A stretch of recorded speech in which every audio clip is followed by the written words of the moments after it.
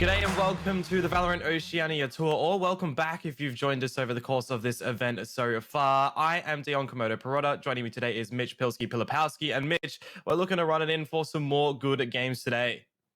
Yeah, looking forward to these matches. Obviously, we do have this upper bracket match first of all, but also keen to see who's going to make it through that lower bracket match to be able to play the loser of this upper bracket game. Yeah, and of course, yesterday, as we did witness a little bit of the upset Central, upset City coming on through, so it's going to be really exciting to see what is going to turn out on that one. Of course, there is going to be that B-side stream as well to see that one. But for those that might be new towards this tournament, let's go ahead and have a little bit of a refresh on how things work here. Welcome to the VALORANT Oceania Tour, a year-long tournament where the best players from Oceania battle it out for cash prizes, a place in the North American VALORANT Champions Tour, and a shot at the global title.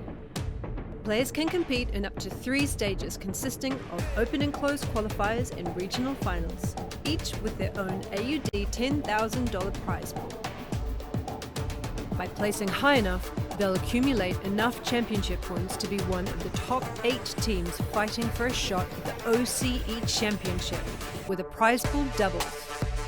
These 2 top teams go on to the North American Last Chance qualifier, with the winning team invited to the VALORANT Champions, where the world's greatest compete to be named 2021's Global Champions, winning an as-yet undisclosed prize pool and true gaming glory. For more information, head to LetsPlay.Live/VOT. Well, there you do have it, a little bit of the explainer on how things are going to be working throughout the different stages and that OCE Championships to see which teams are going to be going overseas, international to NA for the last chance qualifiers. Of course, Pilsy, we would have had our little earmarked teams going in toward it, but, we do get back in towards that. They've got some money that they're going to be fighting for alongside the points to try to get overseas. Yeah, a little bit of cash just throughout each phase does help to support some of these teams and just keep them motivated to continue their journey, continue their improvement throughout these multiple stages, play more and more games. Of course, you do have the MVP award as well. We've seen some pretty outstanding individual plays from a lot of these players, especially the duelist players, the Jets, but even some great plays from people like Norson on a Sentinel, for example. Unfortunately, won't be seeing any more of him, but, I'd be interested to see who that MVP award does go to for a little bit of extra money in their pocket. Yeah, of course, speaking about the duelists, we're going to have a couple of the players that might be in the big running for the MVP award. Of course, thanks to Vodafone, $250 Australian to the player's hand that wins the MVP award. Looking towards Autumn, looking towards Ninum, if you think about the duelists, who, if you also think about it, are going to be versing each other today, which should lead into some really interesting sort of meta tactics and how the players are going to unfold there. But, of course, we can look to sort of where things are at in this one. It's order and it's wild card, right? It's going to be such an explosive match to see who's going to get into that grand final. And then on that B side stream running simultaneously, you do have Nebula and McBTS, which, if you look at things and you think about yesterday before you go to those matches, those are not the teams that you would have expected to take the victories. Definitely not. And you talk about multiple stages of the tour. I'm interested to see where everyone's going to be sitting once we do make it to those regional finals, because like they said, you get the top X from the point totals across the multiple stages that do qualify for that regional final, where you have a chance to go over to NA in a double elim bracket, I'm assuming, which will be interesting because when you're dropping out of a tournament like this, such as Bliss, such as Mindfreak, who are doing pretty decently on the points, they're going to maybe drop some points in terms of the total heading into that final stage, and that might actually affect their seeding. You never know how the seeding's going to break down once you add all those point totals up and you make your final bracket, and that might mean that you bump your head into someone like Order a little bit earlier than you actually might want to, and that can unfortunately potentially affect your chances to actually make it through overseas.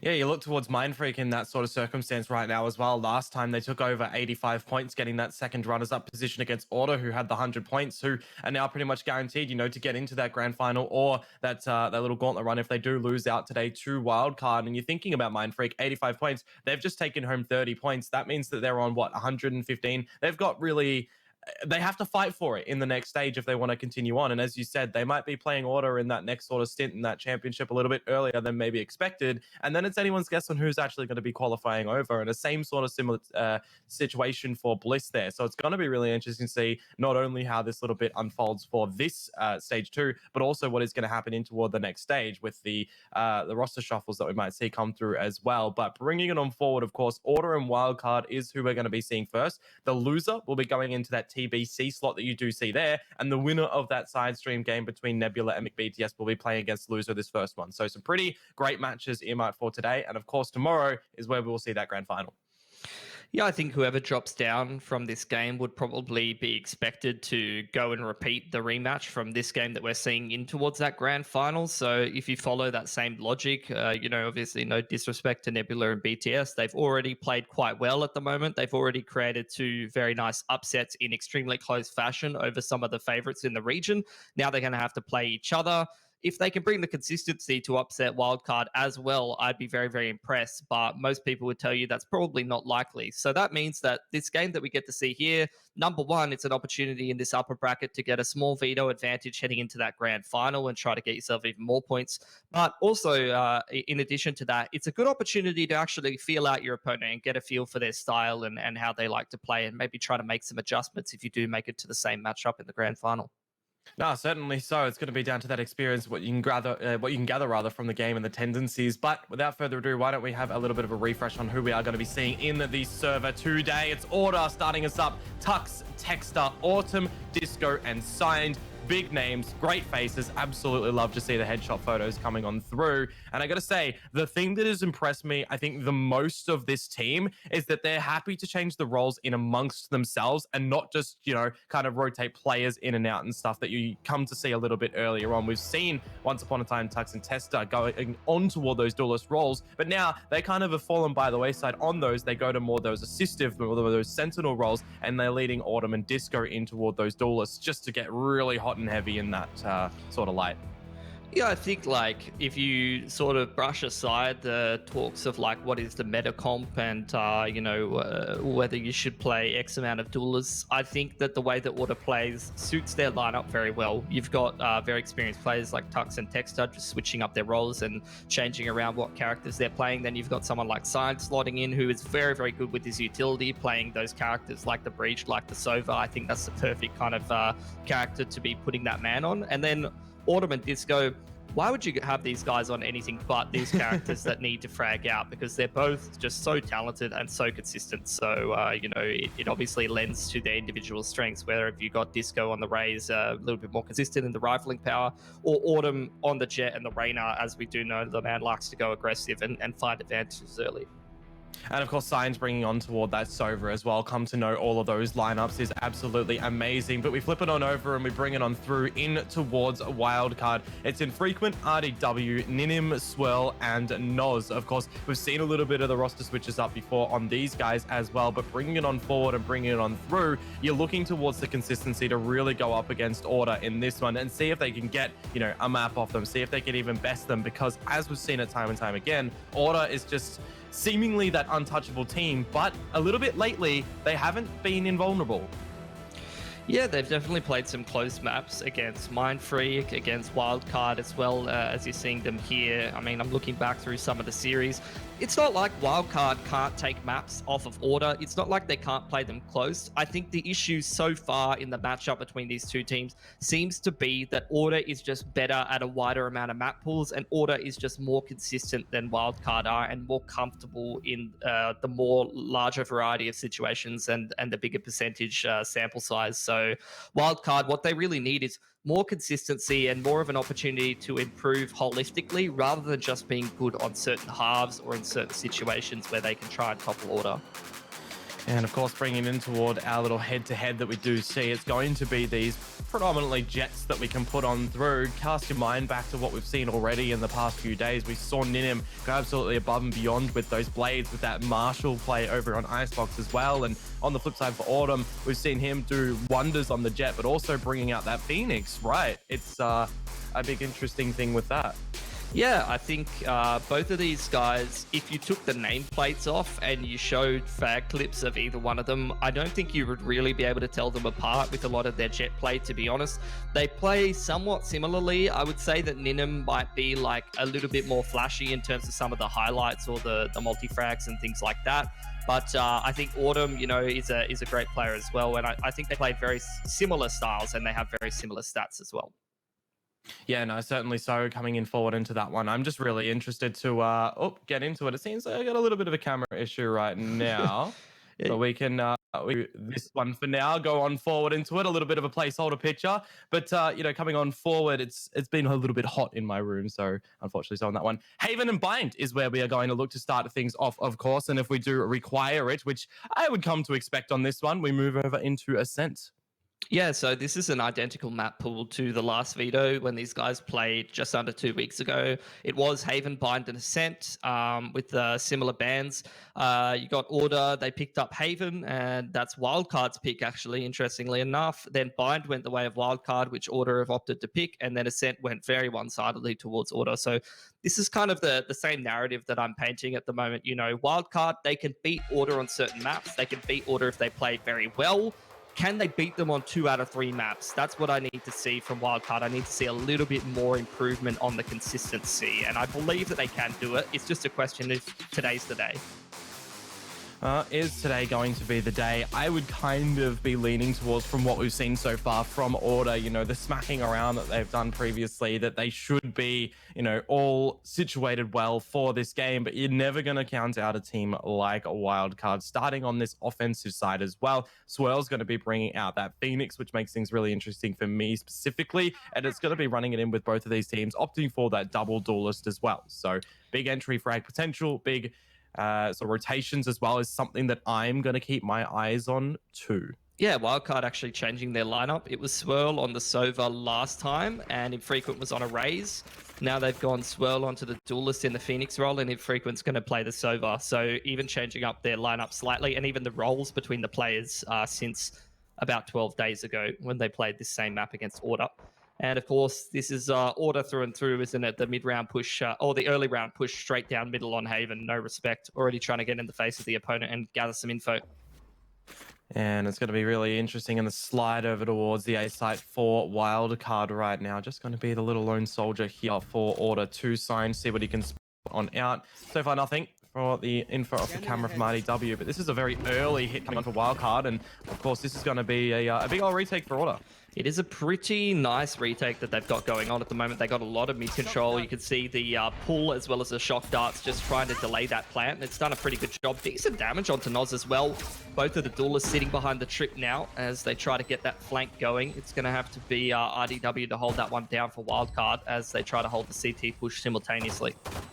Yeah, this 5v5 retake Infrequent already seeing a couple of heads as he looks to fall back, but RDW is going to take those heads swiftly off the shoulders. That's both of the duelists down for Order right now, and as Cyan hops on in toward the site, they're going to look for something in him. Quick shots coming out of this classic of the Tailwind to get out of dodge. Now it's just down to Cyan, and this 1 versus 3. That dart will reveal him once on the ticker. That's just going to be the sweet side shooting to come through from Ninum to close it on through. Yeah, just very flashy stuff already from the man. A 3k on the pistol is going to get him quite close to his blades if he has a couple of kills in the anti-eco as well.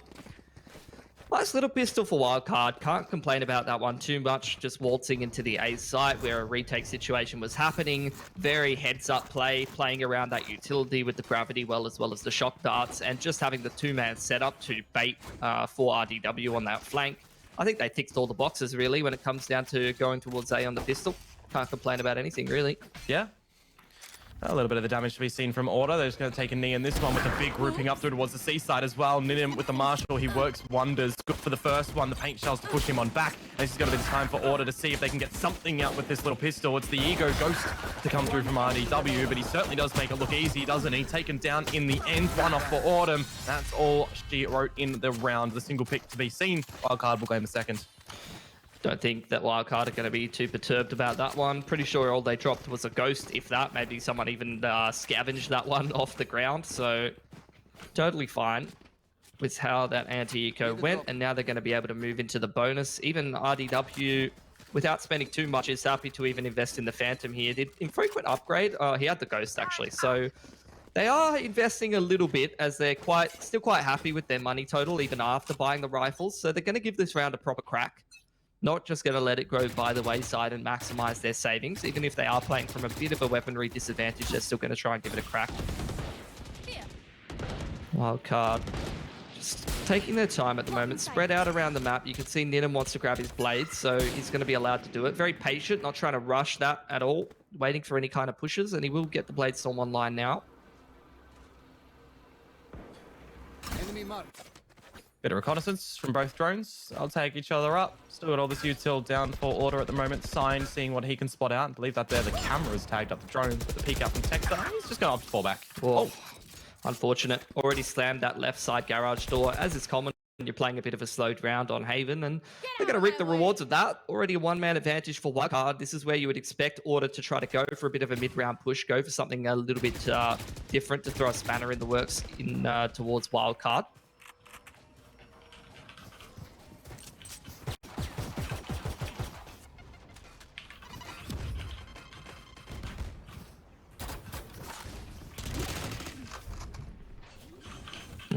Just a bit of a plant going down for Noz. Ninum's going to take the first contact and a 1-for-1 in towards that B site as Wildcard getting spiked down. And now we're looking for Tux to do, well, murder, apparently. 3 on the board already. It's just going to be down to RDW. You can see the spike, but he has to make sure that he can find Tux. They don't actually know where he is at the moment, but it doesn't really matter. Phantom only getting the dink on out, and Disco will claim the frag and the defuse, getting one step closer towards the showstopper. It's a good turnaround for Order, considering they were down a man. They only went 1 for 5 at the end there. That's a really, really good shutdown. Very impressive stuff. Always hard to take that B site. You're walking into 180 crossfire in some regards. One off of the ults for both RDW and Signed, and Tux has already got his lockdown available. So Order getting close to a couple of pretty big impact ults as they move through these gun rounds. Another reinvestment from Wildcard, and this was the issue with buying the rifle in that first round. RDW has to go down to a Sheriff here rather than having access to a rifle. So not ideal. I mentioned this yesterday, though. Whenever you're running the Phoenix on Haven, you really want to be proficient at farming those orbs. And so far, so good for Wildcard. It's been a staple for them every round. Oh, Ninum. He's going to get tagged up. Going to have to use the tailwind to get out of here if possible. Signed is just looking to lock down that angle. Call towards his 2 teammates as well to just try and assist him. Just try to find this frag. Know with the timing if he's gotten out. And Ninum will be able to escape. Very heads-up play from the man. There's zero panic from him. You know, he knows that he's locked into position there, and he actually baits out a whole bunch of extra utility just by waiting around a couple of extra seconds. An additional Lear, a raise nade. You know, he does get pushed off the line, but a whole bunch of utility having to be invested first. Autumn on the off angle, though. That's a collapse. That's a lot of damage. He's even going to dismiss for additional info just to confirm that there's a couple more players heading in that direction. And that's where Sign rips the ult. Beautiful damage. A whole bunch of tags onto a bunch of players and even an additional pick. This is going great for Order. There's a decent shock dart to come on through. The second one's going to go towards Heavens and not going to actually tag out Signed. Autumn's just waiting and wait, but it's not going to happen. Unfortunately, Ninum able to find it. Texter peeks out his head for 2, and the reload to come through for Ninum is at the worst timing. Disco to find the final frag, and that's just a beautiful combination from Order in that round. Yeah, I mean, it's just good communication, playing off of each other very, very well, and some pretty basic angles, you know. Autumn just utilizing that off angle, Signed ready with the Hunter's Fury in response. You can just see how the play styles of these players complement each other. Autumn's, you know, a bit more naturally aggressive. He's going to go up and find that info for you pretty consistently, find you picks, find you map control. And you can see Sign just playing in that rotator role. He knows exactly how to support his teammate, even if he's nowhere in the vicinity on that Sova. Just ripping the ult. And shutting down a round like that is massive for Order. That's 2 pretty clean gun rounds that they've been able to find, which is going to force Wildcard on a half buy. But not only that, is going to actually start to buff Order's economy up on this defense. They are starting to get on a bit of a roll here, which is worrisome. As we do know, you know, you're stacking up a whole bunch of rounds on the defense side of Haven. You're going to be feeling quite comfortable moving over to the attacking side most of the time. Certainly so. Right now, it's that exploration for the attackers in Wildcard right now. Texts are just poised and ready, scoped on through. The taps to come on out, and as he finds Ninum for the first prey, he's going to try and find the second. Bit of damage on out, but will opt to fall back. Yeah. Warming up some additional anti-eco frags. They're not going to want to lose too many of these picks if possible. Alarmbot does spot RDW trying to do his lurk tings over there towards top mid, and Autumn's going to punish him for it. Rest of wildcard just kind of meandering around. That's not bad. That's going to be, yeah, a 1-on-1 trade to come on through. Infrequent with this Vandal. See if he can do anything else with the 5 HP that he does have toward his body. It's 45 for Noz as well. So another gun retained over. They're not going to save him, of course. They're going to see if they can do some more damage in this one. This next gun round, I'm looking forward to it.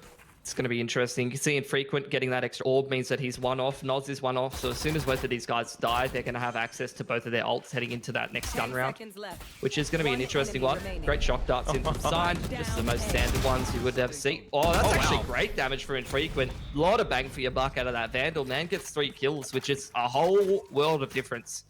Compared to Order surviving with 4 guns alive, you see they're going to have to burn through a fair bit of that cash. You know, they would be sitting like all up around 6-7k, like getting close to max. Now it's a big difference from that regard. You know, only looking for 2 or so gun rounds back to back if you want to try to pressure that economy a bit more for wildcard. But now this is where we're going to get a much messier round. A whole bunch of ults online for both of these squads. Where are you? Yeah, look at all the ultimates available as well, Pilski. 4 from each side. You want to see that runner back be utilized, and you want to see it be able to convert into a kill or 2 as well, as the dart goes in towards Garage nice and early. Actually doesn't ping out Autumn. He could be on some nice shenanigans in this round. Yeah. Swell.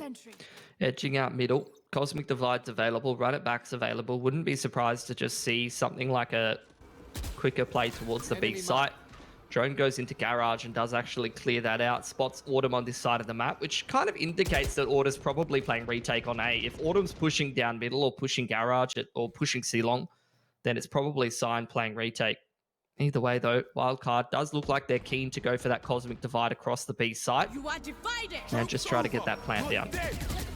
Yeah, it's going to be a lot of utility to come out from Order, you would expect here. The paint shells are already being provided, as well as the showstopper from Disco. It's going to miss its mark, unfortunately, as he does sit in towards the Nova Pulse. The push through from Swell on that runner back, not actually going to reap any kills. It's just a little bit of the info gathering at this point, as the plant looks to be established by Noz. He's very vulnerable. There comes the counter Cosmic Divide, and you're looking towards Wildcard's composition. What actual damaging utility do they still have in their possession right now? The Hot Hands already delivered on down. The Blaze Wall as well. Do they have the shock darts? Do they have more stars to use as the gravity wells to pull off the defuse? This is where the tap comes through, and Wildcard, they're going to have to get close to that. The investment of the lockdown for Order as well, just to force all of the Wildcard players back. And you're looking at this round, it is crumbling for Wildcard, though as I say that, a couple of kills to be seen. Of course, it's just going to be down to Infrequent with the lineup. He doesn't get revealed off the back of it, but he lines them both up. How has he won that one? They've just lined up. That is very, very fortunate. I think the dart off the wall as well, just maybe throwing off the aim of one of the Order players. It was a very, very good approach from Order. You could see how patient Autumn was just guarding Garage. Wildcard, as soon as they saw that Cosmic Divide, they tried to go for Garage control so that they could keep their options open in terms of wrapping back around and closing out the post plant from a different sort of position. But after all is said and done, I mean, it was a decent approach from Order. I thought that it was really going to go their way. They had that man advantage, but sometimes you can't account for some great timing, some great aim, and some brilliance from someone like Infrequent. We know the man's capable of it. This is a situation as well that really irks me in a game of Valorant, because Wildcard are almost punished for getting the win in that last round. That is a nice readjustment from Texter, a bit unfortunate for Noz on the Bulldog there. But as I was saying, you know, Wildcard lesser weaponry after winning a round always hurts. Yeah, I think that's a case for Noz there of maybe trying to do some RGL duties, maybe not looking as much at his crosshair, but more so towards the minimap. And add to that the man had a Bulldog, and this is a recipe for maybe not closing that kill out as cleanly as he needed to. Unfortunate. Bulldog picked up by Ninum there. Wildcard, they're just going to start heading towards this C site. They want to keep things simple. Just going to 3-1 it. Try to hit the site together. It's only Texter over here on his lonesome. He's going to peek in the mid-round and gets taken out of the equation by Swell. Just good crosshair placement from Swell. That could have easily been Texter peeking out on the right timing and multi-fragging there. He could have absolutely ripped a couple of heads off as well. If the crosshair was just a little bit more up, they would have lined up for some absolute brilliant damage. But this 4 versus 4 toward the post plant. Nice little curveball from Swirl. Can't quite escape on the back of it as the shock darts do come on through. Actually going to tickle up Order a little bit. And actually, they're going to manage to find Autumn somehow. 60 HP for the man in Disco. The blades are missing for Ninim, but it's all on RDW now to see if he can close it out. A little bit uncharacteristic because he can't, and it's all going to be onto Sign. Doesn't exactly know where Infrequent is. We'll see the dart out. Knows where both of the remaining soldiers are for Wildcard. They're just going to have to try and bait the toy out from Sign. The spray doesn't work on through, and he knows he has to go for the hunt here. The defuse cannot come in for Order. It's just going to come down. Can he eliminate Ninum? Classic, jumping classic fight against Ninum. You'd probably back him to win it, but Sign's actually got it this time around. Well, Wildcard, they secure that round. Again, Infrequent's really stepping up really massively here. Multiple times a man on the sofa, as you would expect, is being left in towards the post plant. And wow, I mean, those shock darts, the lineup and the angles that he's taking in multiple of these post plants towards the B and the C side are what's winning Wildcard these rounds, you know. Ninum and Swirl are the ones opening things up, creating space. But at the moment, put Infrequent in a post plant in an XVX situation, and you're probably going to be winning it.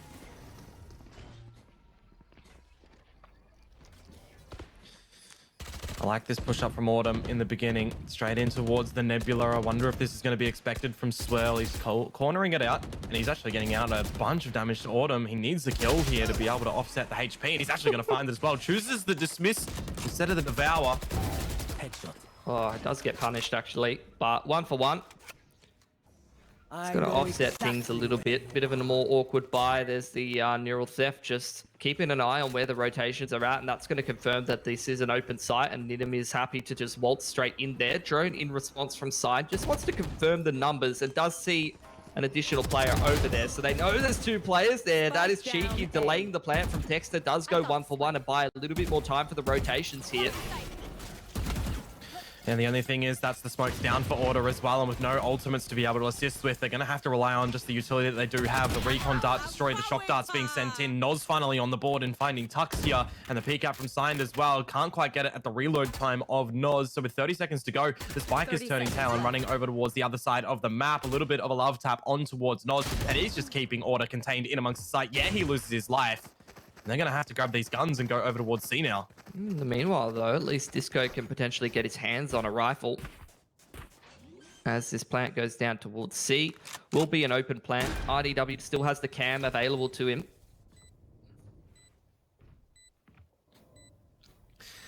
Pushing in through towards the defender spawn. Disco clearing every angle that he possibly can. RDW will be able to dispatch of that, and the camera does unfortunately miss. A little bit unfortunate. Gets destroyed and reveals where Signed is anyway, so I guess that's okay. But Signed's dart gets a ping off onto Ninim, and he can take these one-on-one duels. Unfortunately so, it doesn't come on through as RDW will collect upon that. Nicely done. Wildcard definitely trying to fight back in this one. And aware of some of the tendencies that Order do have, you know, it's very clear that they're ready for some of these mid pushes, some of these cheeky plays. They're doing a good job just staying passive, making sure they're holding all of those lines. You know, you can only watch Order have so much success and dominate so much before people start going, well, I know Autumn's, you know, pushing down in X or Y area most of the rounds. But easier said than done to be able to counter that.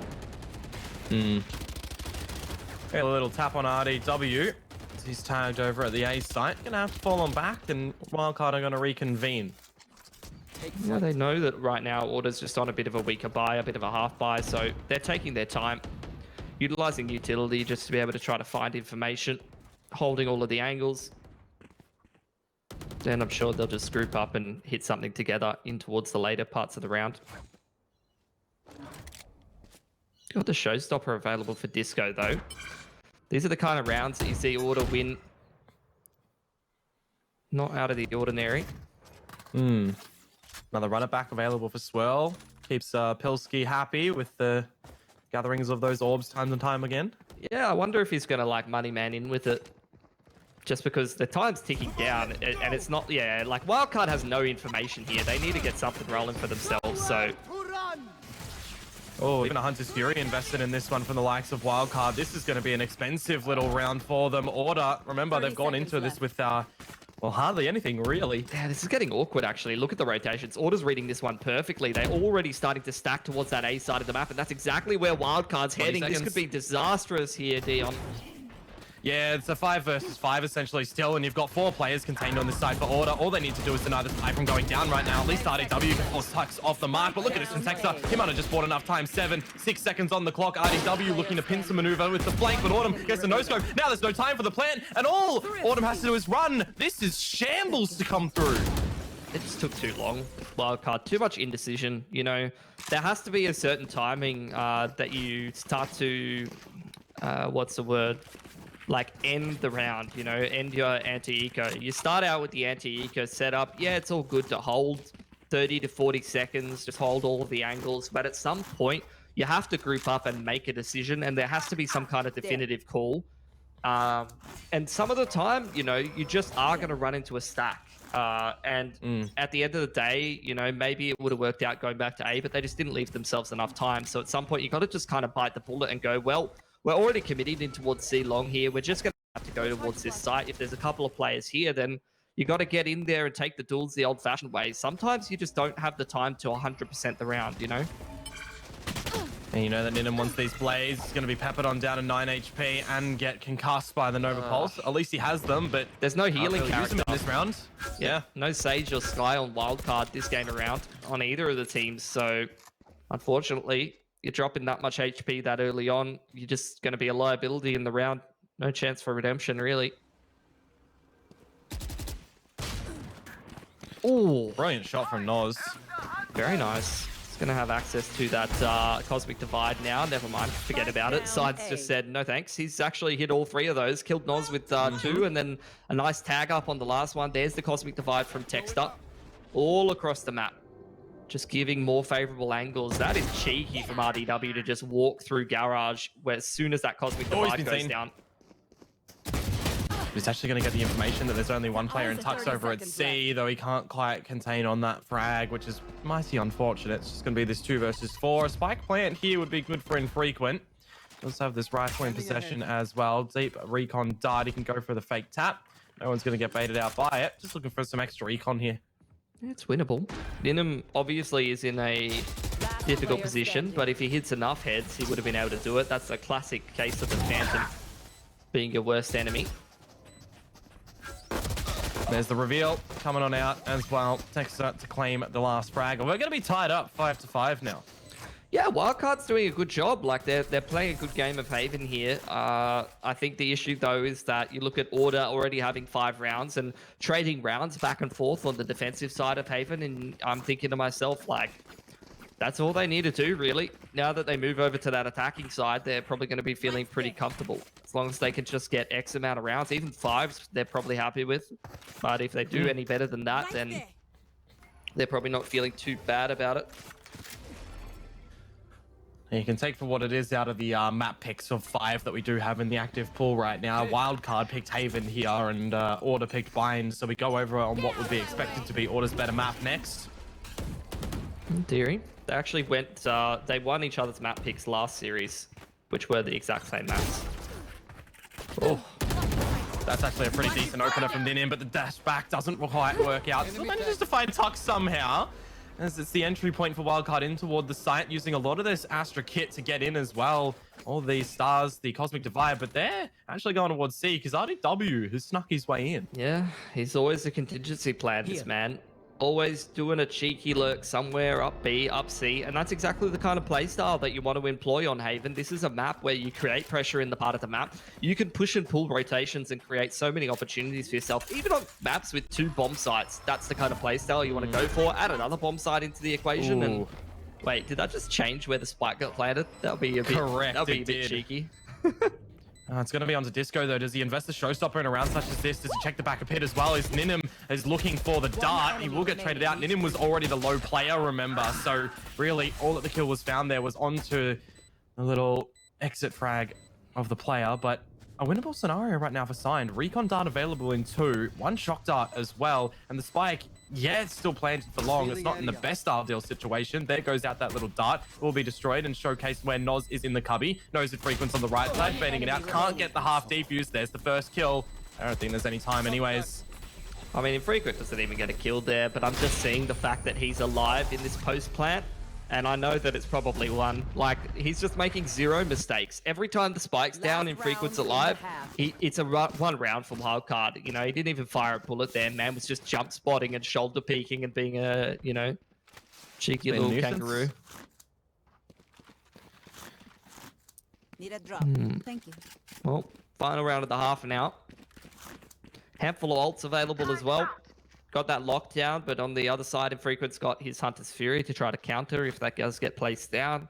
Still got the Showstopper. I feel like Disco has had that for a while, no?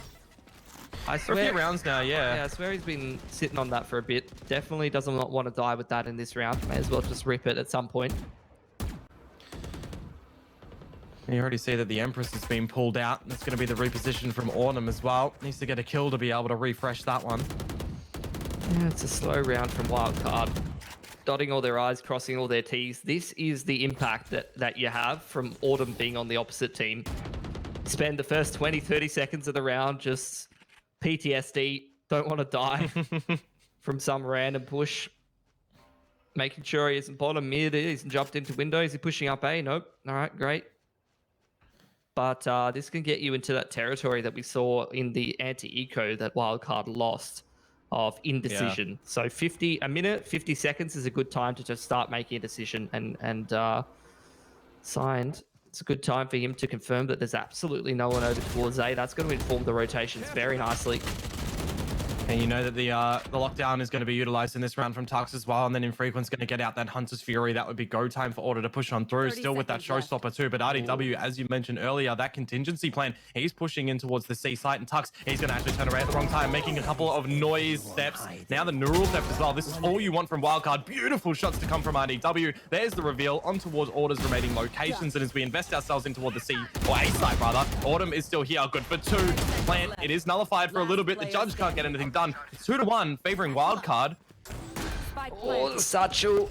I thought it was going to be able to secure that kill, but Disco is actually going to drop the nade behind it. Infrequent still has the Hunter's Fury, though, for the post plant, so you can see he just legs it to long. Oh, this location as well, the Hunter's Fury, it'll eliminate. Disco can try to tap out the defuse for the last little ping off the Hunter's Fury, but Infrequent gets off it, and now the shots, the pre-fires out from Disco. That is played very, very nicely. Oh, man. That could have come down to the wire. Well, there you go. First post plant that Infrequent doesn't win that half, I think. I think 3 or 4 or 5 of the other ones, man, was on point. But let's be real, he's under a fair bit of pressure. It was a crazy round. Again, that's another round where I look at Wildcard attack, and I think if they had an extra 10 seconds on the clock, if they had just gotten out of that initial formation where they were holding a little bit quicker, that's a different round. So it's a double-edged sword, you know. Sometimes running the clock down can exert a lot of pressure on your opponents and be the reason why you're in that position in the first place. You look at the damage that RDW was able to do, getting out that little sneaky flank to come on through, but then it's just immediately retaliated by Autumn, getting those 2 entry picks, keeping Wildcard under lock and key. Yeah, I mean, at some point, though, you know when X-player is always lurking, always the lurk player, that when he's finding those kills in that point in the round, it doesn't even necessarily mean that that's the point of contact. So I don't think Order were even that worried about the fact that it was a C plate. Man's pushing the flank again, just as we speak of the devil. That's expected.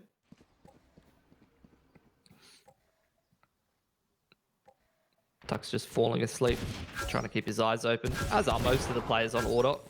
Autumn really the only player exerting any pressure in combination with Science Drone, which will give them some control of A. And look at the rotations that this has pulled 4 players towards this A site for Wildcard. It's just due to those stars being thrown down as well. They are selling this fake so well. Side's even going to get an entry on top of that, but the play is actually over towards C. Tux is so patient. They are so convinced that RDW is on the flank that they are just going to wait the whole round, even if they've gotten control of the site on the other side of the map.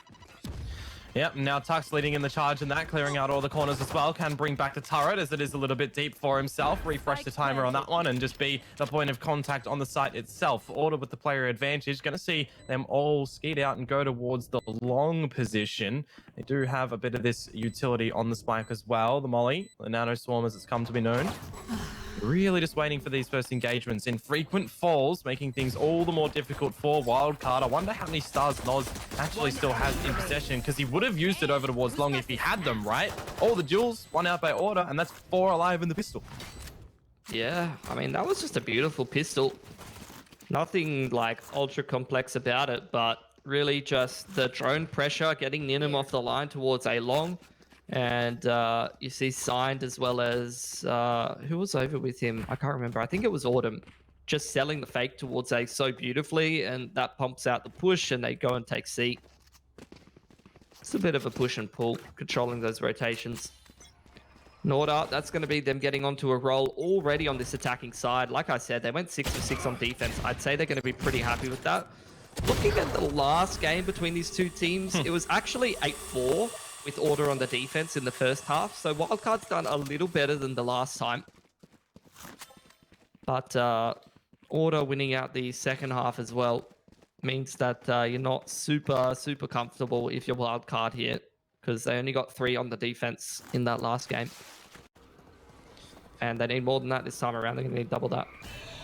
Yeah, well, not getting the pistol and looking to be not getting this round as well. The first point in play is going to be when they get these rifles out. It's interesting enough that the Bucky has been purchased up from Autumn as well. We found that opening kill on towards Ninim. Just waiting for the plant to go down from Order. Any little bits of damage that Wildcard can find here would make it a little bit easier for them in the bonus as well. But there's the first one from Swirl. Is that the only? No. Noz is able to find one too. Not too bad. Couple sheriffs being invested. It's something I've been saying though, like seeing the sheriff on the Astra, being if he is the one that bought it up, I don't know if I'm a massive fan of that, to be honest. Because Astra's kit, you know, you need so many of those stars, as many stars as possible. So how much has he got? 2,900. Oh, he's got all of his stars. So he's totally fine there. Sometimes I see the overspending Astras from time to time on some of these other teams, and I get a bit triggered.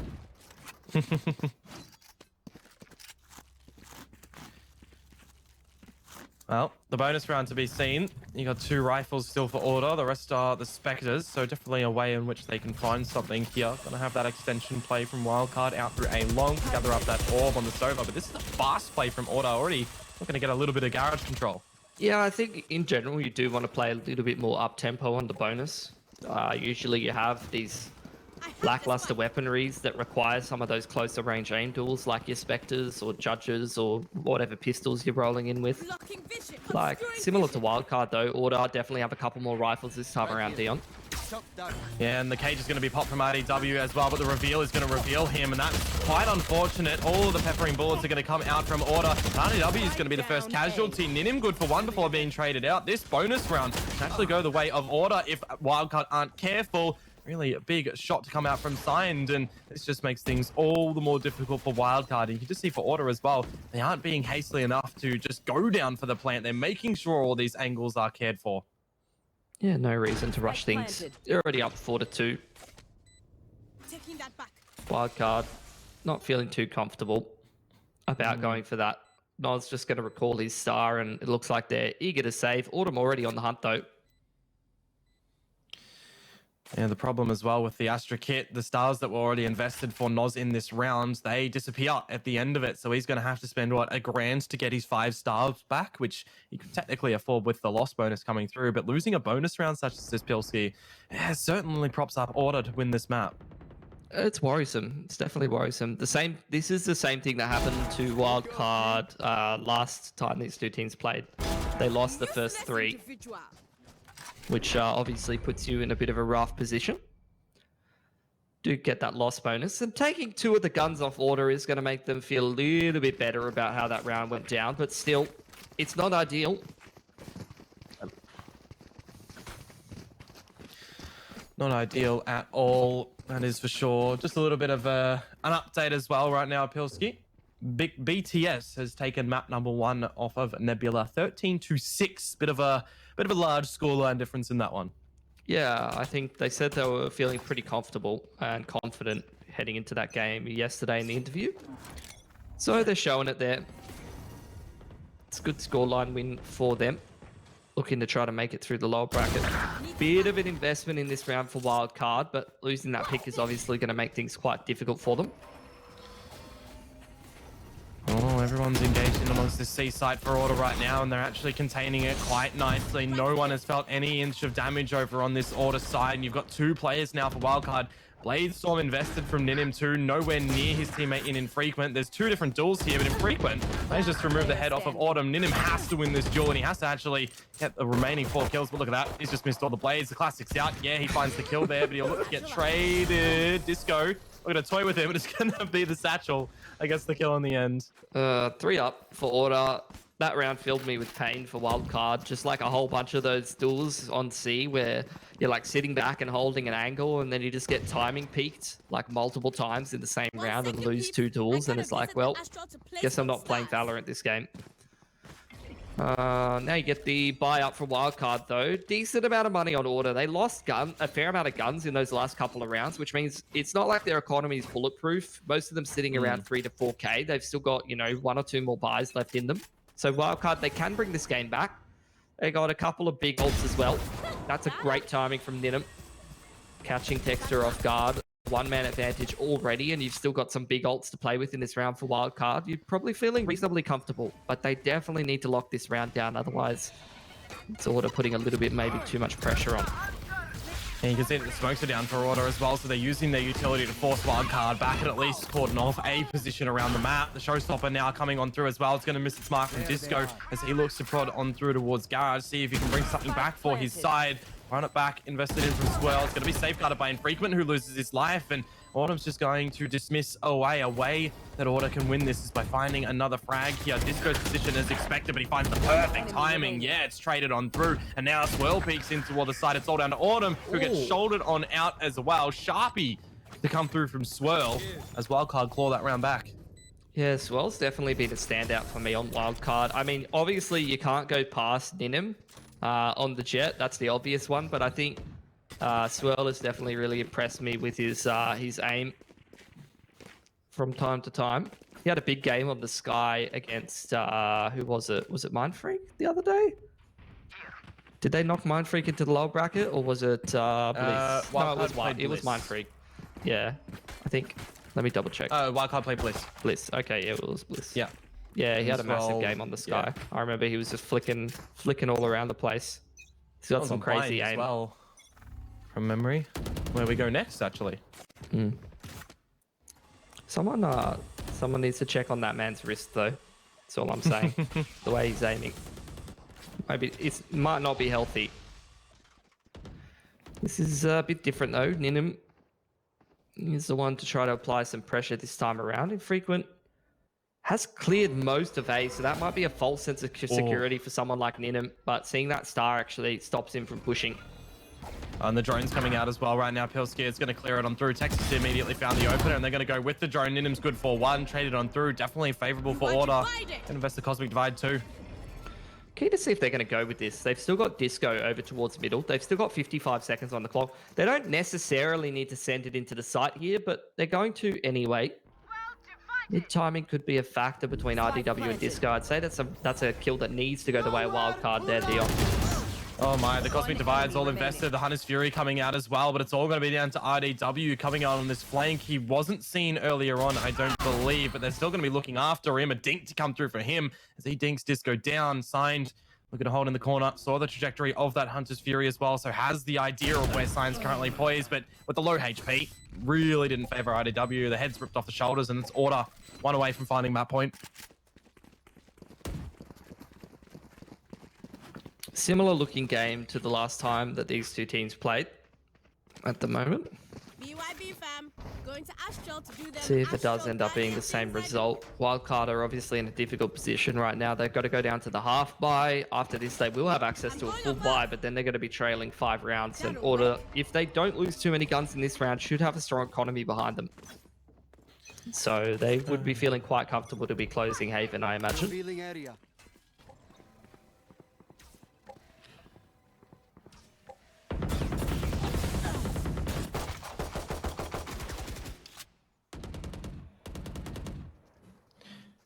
Just some nice foundations right now. Nothing too untoward. Bit of a stack coming through the C site for wildcard. Expected out by Tux as well. We'll hear a bit of the reloads coming through. Swell's curveball gets him out though.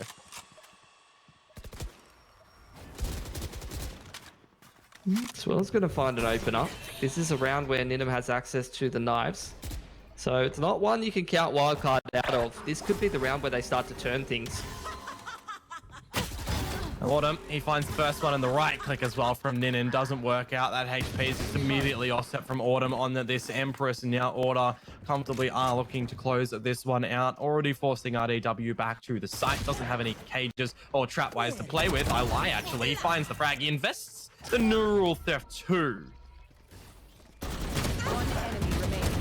No more to Good couple kills to close it out. It did get dicey for Order for a minute or two there, but they're able to recover. Match point. And they go up 12-7. That's map point for them. It was a 13-7 in favor of Order last time around. So heading in that direction yet again. You have Wildcard. They've got the run it back. As for Order, they've got the lockdown available. So two pretty big ults that could define this round. Order doesn't look like they're in a rush to go anywhere too fast. Does seem like they're just going to defensively posture at the moment. As we head into a bit of a pause. Yeah, a bit of a pause just to get everything in order for wildcard. 5 in a row to send it into overtime. On the defensive side as well, is definitely going to be quite strugglesome. They've only found 1 on this defensive side so far. And from memory, you mentioned that they found 3 last time they faced off. Yep. revealing area.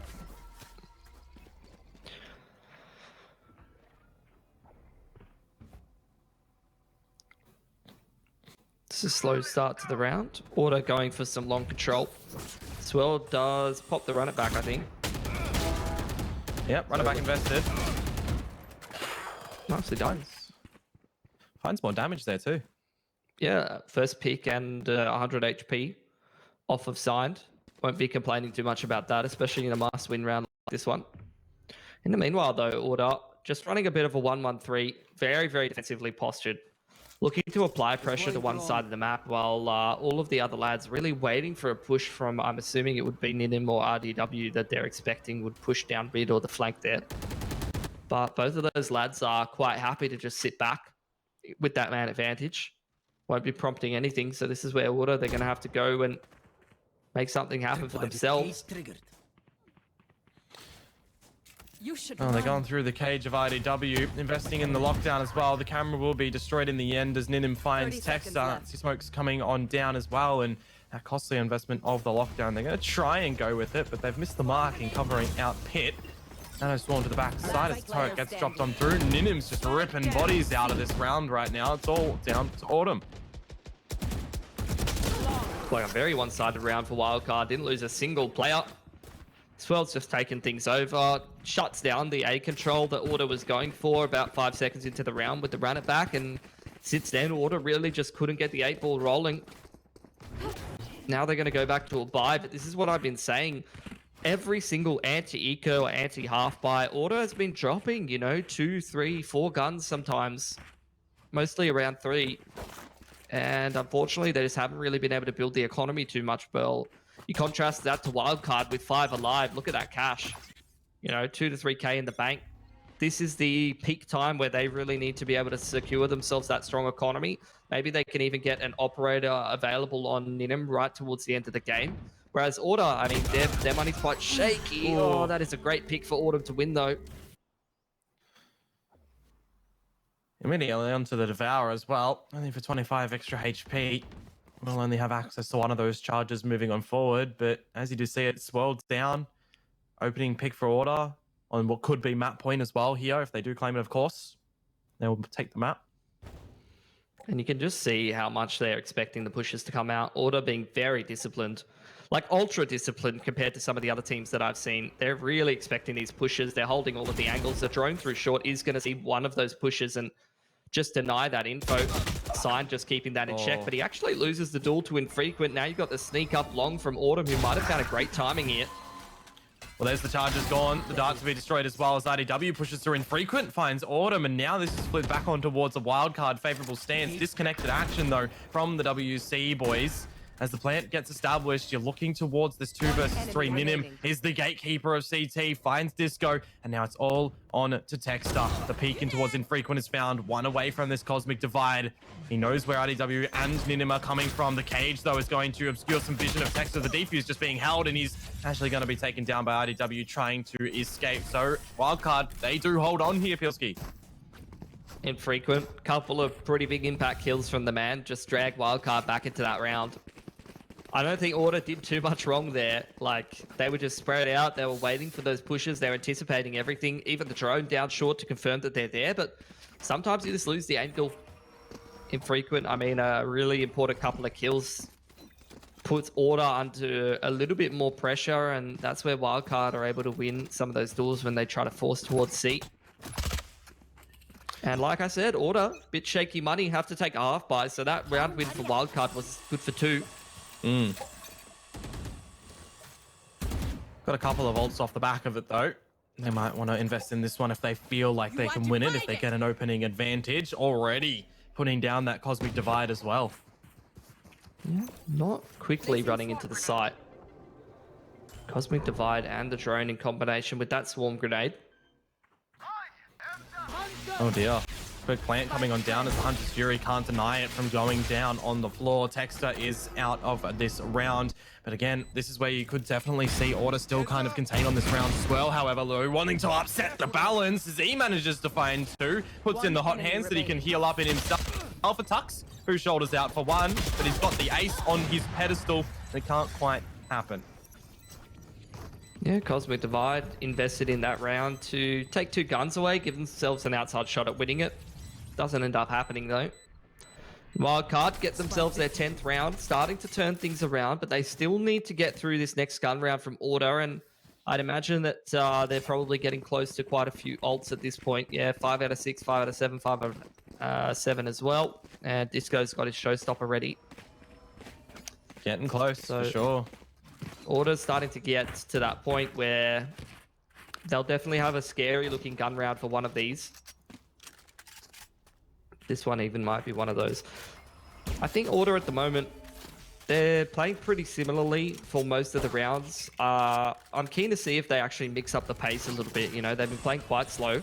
Interestingly enough, Infrequent on the Operator and RDW is actually over towards this side of the map. That's not ideal. You're taking a lot of damage from the boom bot there, but the Cypher setup is over towards A, which is a very different look this time.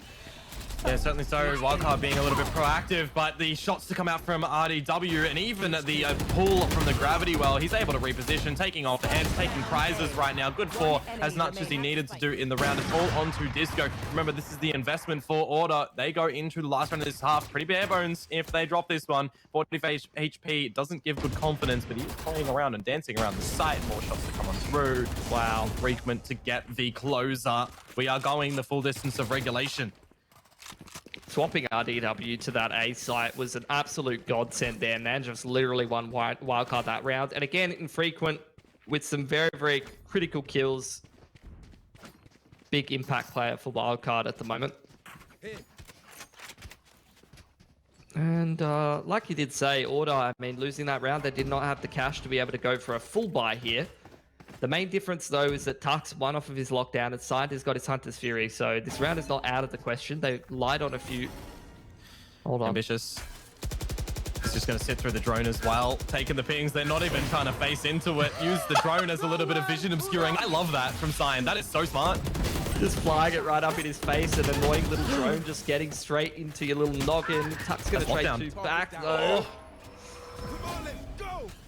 I was going to say that's the lockdown that could have been brought on through as the runner back comes out for Swirl. Dart to be destroyed, and that's just going to be the planting of his feet. Order, they don't want to run through a smoke in toward a lockdown, whereas your 6th central player in the round. Yeah, going to change up the pace. Still 2 stars here for Texter. They're just going to run straight through Acon, through the B site. Are they going to hop into heaven here? That's actually a rifle for Texter. Man only had a Spectre there, but he's picked one up on the way into the A site. It's an open plant. And you're going to see Signed get into heaven here. So with the 2 stars there, this could be an interesting one for Order.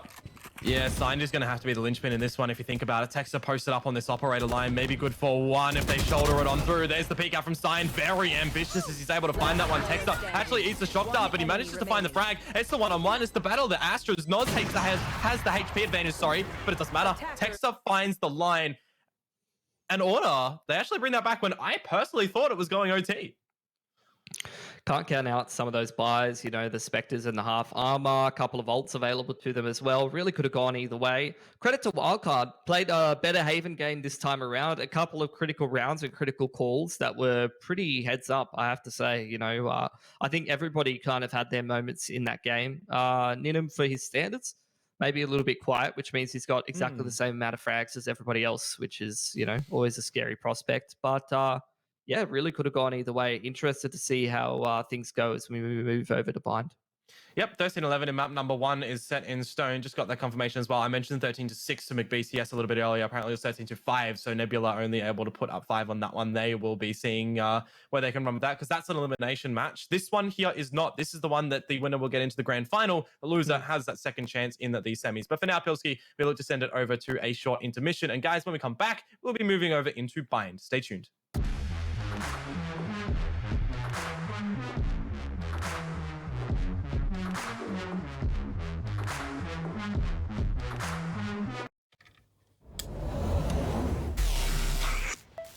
I just time traveled. Today's a big day for past me. He just got the latest Vodafone broadband with super Wi-Fi. Which finally means Wi-Fi in all 4 corners of the house. What? Even there? I've got Wi-Fi in the garage. Yeah, we do. See ya. Oh, it's still in the garage. Yeah. Super Wi-Fi. Wall-to-wall Wi-Fi guaranteed.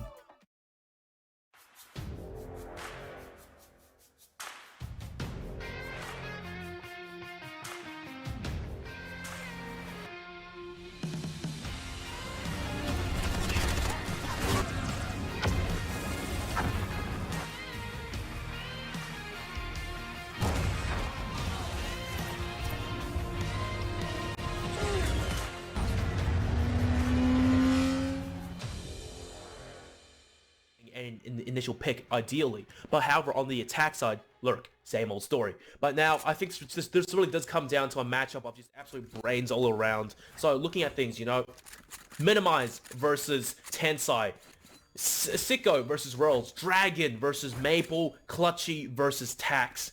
And man, this is going to be one hell of a banger map. I can feel that right now. Though attack side in Haven. Yep, definitely. So we're going to hopefully see the same kind of BTS play where they'll get their little info to start with, figure out what's going on and make their play from there. They're very quick to find the info, figure out what's going on, and then have a plan pretty quickly. Oh, dearie me. Once again, probably just a little bit more experience in the bank. Higher caliber players. I'm just talking a little bit too ahead of myself because I think the overall age of the players of BTS are older than Nebula. So, in a nutshell, you know, we are seeing more discipline from them as well. Okay, looks like to be just a default sort of map control early on from BTS. Yeah, no early pressure in the A lobby like we've seen before. And same with Nebula. Nebula usually like to go for that early A lobby presence, but not this time. I think they have learned from their mistakes to an extent, and Minimize just going on to A briefly to babysit Tax. Now Tax, he has a ghost to play with, no frenzy this time. He has to go huge here. Tax versus Maple. They get spotted out, and the double duelist engagement up against Tax. He will go down first, and Maple, oh my god! Signature playstyle from him, dashing right on there, clearing space for his team. Although his teammate, they did have to clear hell. Regardless though, 5v4, looking to be a post plant. Yeah, BTS need this Maple to come out here and do what he normally does. Get the aggression, get into his face, do these random plays that no one expects. That rather than playing with the team, he just wants to get in their face, get those kills.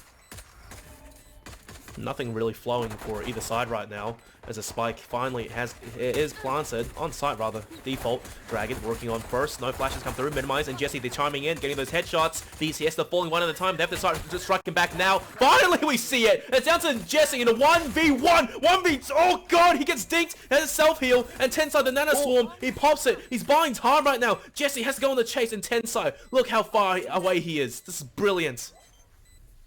Oh dear. Yeah, half gonna come here from Jesse here. He's gonna start peeking. He has the half at least. But Tensai so close. The white swing confirms the headshot. Oh my god, Wildfire. It's the pistol round. Why is it getting this intense? That was just a classic round of just trade, and it almost turned out to be BTS on the final straw there. Jesse coming back to try and hide away, save, get that heal back, and then have another fight, but Tensei still took it out. You know, this, of all things, I hate to say it, but I think mentally, you know, and morality, Nebula, they needed this pistol round just to start off map 2 sort of strong. They would definitely kill to have those SMGs and a hero rifle buy actually on one of the players of McBTS right now. But look, McBTS, really heavy stack over towards A, tax the lone player joined by Minimize over towards Sewers. May not be alive any sooner. It's Clutchy, yep, starting frag, overheal come through. Double That's for him. Pressure. Minimize does strike back though, that's good, but A site fully clear. Yeah, odd round to do that pressure that I was talking about. Nebula usually like to do that pressure in the A main there. They should have done that the first round. I don't know why they have done that this.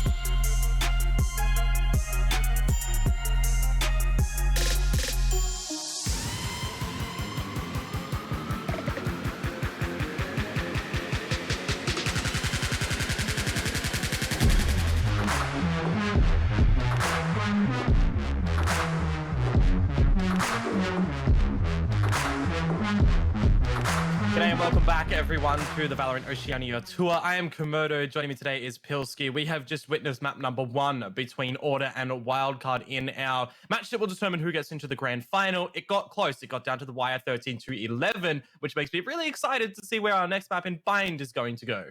Yeah, a lot closer than the last time that these two teams play. And I think it was just a really good, well-rounded game of Valorant played on an extremely high level. You know, there weren't any of those like super crazy highlight rounds or anything like that. But that's unfortunately the side effect a lot of the time of a game where people are playing fundamentally sound. They're not usually going more than 1-for-1 or 1-for-2.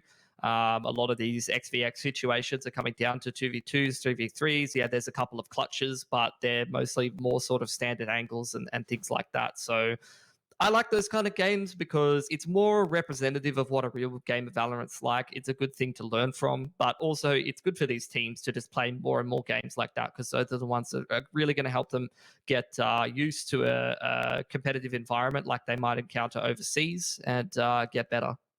Yeah, it expands the fundamentals as well for these guys and just gives a bit more discipline coming on through, maybe a well-roundedness of expectations as well in the game. You know, if you've got teams here that are trying to be out of the ordinary and trying to be more flashy, it really doesn't give good sense of what overseas is going to be like, which is where, you know, we might see for the two teams that go overseas internationally to the NA Last Chance qualifiers. If you guys haven't joined in before on the broadcast, we do in fact have two teams at the end of this VOT going overseas. They'll, you know, need to kind of practice a lot more like we saw in the very beginning of Sonics when they went overseas. They had to kind of just get reset themselves and they had to refigure out how to sort of play a little bit to adapt towards the NA meta. But Pilski, we bring it back towards what we see in OCE. We've got Order, we've got Wildcard. We go into map number 2 now in Bind. Yeah, and just to touch on what you were saying as we head into this game, that's what it's all about for me. I don't know if it's the same for the teams, but the reason why I love casting these competitions in multiple different titles here in OS Esports is because I see it as a mini training ground for the best talent that OS has to offer, getting better and better, and then trying to take that improvement overseas and try to hit another level. And if the quality of competition here at home is not good enough, then we're never going to achieve anything internationally. Unfortunately, that's the reality. So if these teams continue to be competitive, continue to push each other and get better and better, that's only good things for OC or esports internationally. Yep. It's been a little bit since I've seen Order on Bind as well, a couple of weeks, and I always remember and I always love that Tux brings out the Sky on this one, but also that Swirl does. As a person who plays Valorant myself, that plays Sky predominantly, I love being able to see what these guys who have a world more experience than I do put onto this game. Oh, I actually forgot about this, the double flash comp that Order likes to run. Interesting. They're just going to flash straight in towards this B site and take a couple of duels, setting up Autumn. He's going to take Disco's nade as well, but luckily doesn't take too much damage for it. Ends up being a 1-for-1. Nod slinks away in towards long B. This round gets very awkward as Swell's just stuck his way up middle and dropped the spike there, Dion. Pilski, we love having you on the play-by-play, but I think we'll look to bring it on through as maybe Order will be dropping out this pistol. Their aggression has been mitigated, but Autumn, don't count him out. Vulnerable by the snake bite. Forgot that RDW actually brings over in the Viper. We didn't have too much time to divulge into it, but 36 HP for Autumn. A situation that could be quite difficult, quite dastardly, but he'll give it his best shot, of course. Toying up with the damage. No more Tailwind as well, or Cloudburst to be able to utilize. If he finds another frag, it would be very well represented, but don't know if that's going to happen here. Yeah, I don't think this clutch is happening, so I'll take this time to delve into what happened last time. Wildcard actually used to run a different comp on Bind, and they had a tough time beating Bliss for a little while on this map, so they changed to this Sky comp with the Viper and with the Sova. It's a style that I really like watching, Astra as well. And it worked out much better against Bliss. On the flip side, though, the last time they played Order on this map with their old comp, which was Raze Jet, the double duelist with the Cypher, as well as instead of the Viper, they won against Order 13-9. Yeah. So different comp this time around, despite the fact that they found success with their old comp against Order in particular. Keen to see if it will be just as effective, because it was very, very strong against Bliss the other day, and I do really like watching this style of play. And I remember as well going up against Nebula, Wildcard, they got pressured. It was 13-11, but we put a bit of a stopper onto that for now. RDW able to open up the books with a bunch of frags, and look at all the damage that's already been delivered to Order, and there you have it. Absolutely taken on down. Flawless for Wildcard. Melted. That's good, though. Good signs for Wildcard. It's going to help out their bonus. Autumn, pretty close to the Blaze, but not close enough to be taking a save in this round. We'll probably have to go purchase through into the rifle. Right there. See how much damage Wildcard's going to get through, because this is a bit more of a traditional bonus. Nobody buying up, nobody investing in rifles, nobody died. So really what they're looking for is, if they win the round, fantastic. But, you know, if they get 2 or 3 kills, also very good. Concealment. Yeah. See what damage they can do on this bonus round. It'll be really interesting to see what sort of tendencies will start to show for Wildcard on this defensive side. We saw them be proactive on Haven. Just slipped by the wayside in the end. Oh, that is ballsy from him. Like, this guy just doesn't care. And maybe he should be, because now Swell's under a lot of pressure. He just guiding lights back in response. Oh my god. This is the same kind of aim and the antics that this man was pulling off just the other day, Dion. Yep, and he's got another guiding light out, looking for the ace now, Pilski. He's found the 4K, immediately just being a deterrent over a garden. They still wanted to hunt for him, and look at him. He's even going for the hunt. He wants the Twitter clip. Disco's going to deny it. Still put this one up. Crashman on the obs, of course, getting all of those kills. Absolutely love it. Disco's chance is nullified as Wildcard. You put Swirl in that round for that bonus. Oh. He's going to have access to the Seekers now. And exactly like you said, look at the economy after winning a bonus round. You're grinning, you know, 4 to 5K in the bank. Now they head into an anti-eco. You couldn't be in a better position if you're Wildcard to be taking Bind away here.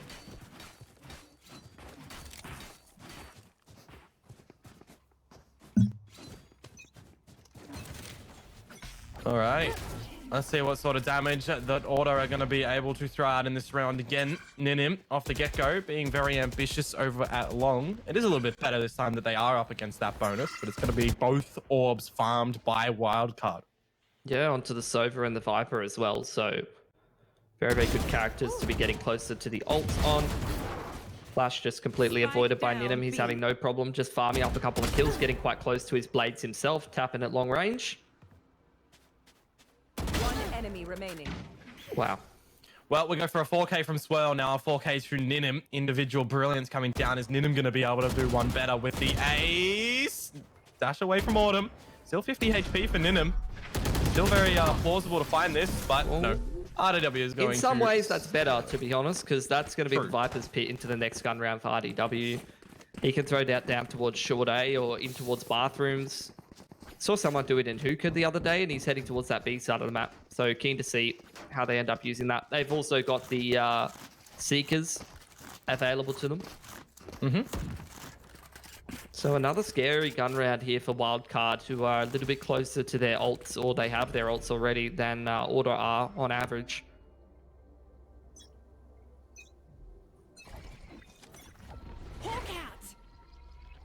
Change of positions for Swirl here, Pilsky, as it's going to be the Showers exploration for Order. Are they just looking to send it straight away into this side? They certainly are. Into the Cloudburst. The dash comes on through. Swirl somehow miraculously lines up too. A bit of a falter from Texter, but Swirl will be put down by the counter Sky in Tux. Just hawks flying everywhere. People screaming blinded at the top of their lungs. Disco doesn't seem too annoyed by it. He's just going to go straight into the U-Haul and clean RDW out of there. Drone through does spot one player in towards bathrooms, so they're well aware of both of the positioning of the Order players that are left alive.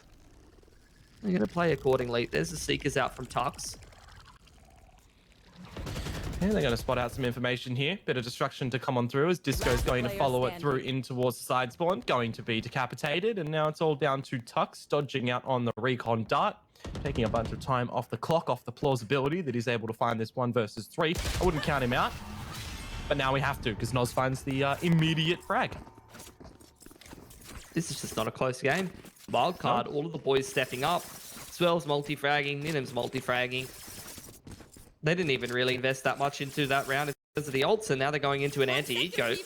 This is where it's getting to the point of like, well, what are we really holding our ults for? I mean, I guess at some point, if you just shoot the entire enemy team round in, round out, do you really need them? Maybe save them for a rainy day, but at the same time, would be good to start building up more as the half goes on.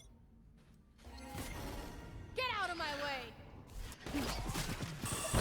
Again, going straight in towards the A side for Order. The Blades to lead the charge. This time, hopefully, they open up an opportunity for Order to get onto the board. They've got that showstopper to work with as well, but you look about the denied ability from Wildcard. They've got the Seekers for info. They've got the Hunter's Fury they could bring out. They've got the Viper's Pit for a retake, and they're immediately going to be bringing out the Hunter's Fury from mid-frequent. See what damage he can get. Ninum, very slow to be able to find that frag in the tracking, but gets the job done. RDW, meanwhile, found Disco, so that's the showstopper down. You're relying upon Autumn here with these blades to get something activated, and then the breach as well, but the snake bites, they're keeping them locked in towards this U-Haul, and they're just charging it. RDW just pushes through, and it's a flawless retake to come through for Wildcard. This is looking very damaging from them right now. This is a different Wildcard from last map.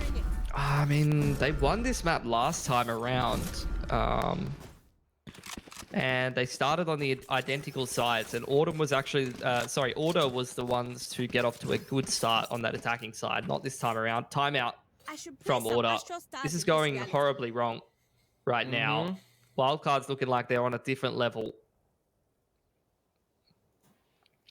Oh, it makes things interesting. Potential to get to that third map, which I actually myself need a bit of a refresh on. It wasn't Split. Was it Ascent? Ascent. It's the same veto as last time. And that makes my job so easy, right? Because I just literally click on what happened 12 days ago on these exact same maps between these exact same teams. This one's a bit different, though. The comp's different for Wildcard. I think the comps were identical last map. Oh, no, they weren't. They're a little different for Wildcard as well. So you see these guys are definitely changing up their agents a little bit, swapping around who's playing what. And look, I'm definitely impressed by it so far. Yeah. They've already done better than they did last time on Haven. Yes, they didn't pick up the map, which is sad. But so far on Bind, no complaints.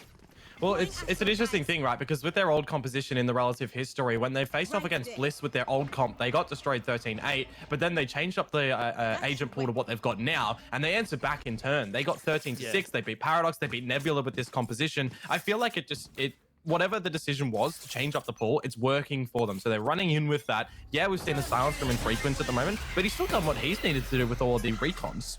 Yeah, like I think we talked to Swirl about it, and he said that it was Noz's idea to run this comp. So, Noz, good job, mate. clearly, very good at designing the strategies and making some adjustments, and it's definitely helping out Wildcard so far. Viper's Pit in though has been something that RDW's had for a while and it's been holding on to for a while. May as well start to invest that, but seems like Wildcard started to get pushed out of this short position, pushed out of the pit, and that means that it's going to have to go down. There's the Cosmic Divide from Texter. Oh, a bunch of damage done in this with the decay as well as the snake bite. Autumn dashing through will poke his head through the Cosmic Divide, and now you've got these disconnected jewels as well. He can't get out of this little cubby, but he certainly made his damage echo through the server for 2 there. Tied up for the 3 versus 3. Order can't heal himself. He can only heal his teammates, but they're waiting to see if Order can spot anything else. And Frequent on the board with that dart onto Tux. And now for Order with 30 seconds to go. Info on where these players are from the Owl drone. Wildcard, you absolutely love this. Now you're just playing for the bait off the tap of that spike. Yeah, look where Ninim is as well. He's ready for that rotation if it does come out. Unfortunately, he's very disconnected from Infrequent right now. With that pick on the site, I don't think Order are going to be incentivized to rotate over towards B. Plant going down towards default there. And that's going to be a very long rotate around from Ninim. Yeah. Infrequent's got signs locked in toward this this chair as well as Ben's position. He knows that he's gone there on the back of that flashbang, and he'll call that over towards Ninim, coming in through the spawn location, not opting for a bit of a flank. This is going to be the time where they look to go together. The updraft, the dash, and the second updraft from Ninim, but he misses on the blades. Oh dear, he's got the Sheriff out, wrong weapon. He still gets the frag done in the end. Knows where side is. Oh, the one tap to come on through. It's another headshot. Damage was delivered by his teammate there to put Sign low, but that is a bit of a styling end to the round as Wildcard still running flawless in this map. I mean, Ninim pops his blades there, and he's already halfway to his next ult after getting a couple of kills towards the end. Just another round. Look, it could have gone badly for Wildcard. They invested a couple of ults in it as well, but they managed to navigate through that 2-on-2 thanks to some heroics from Ninim. And you just can't fault this team right now. There's no weak link. Right there. Order, they're just having a tough time right now. I mean, I don't know any other way to put it. They're kind of just getting outshot, which is very strange to say. Here.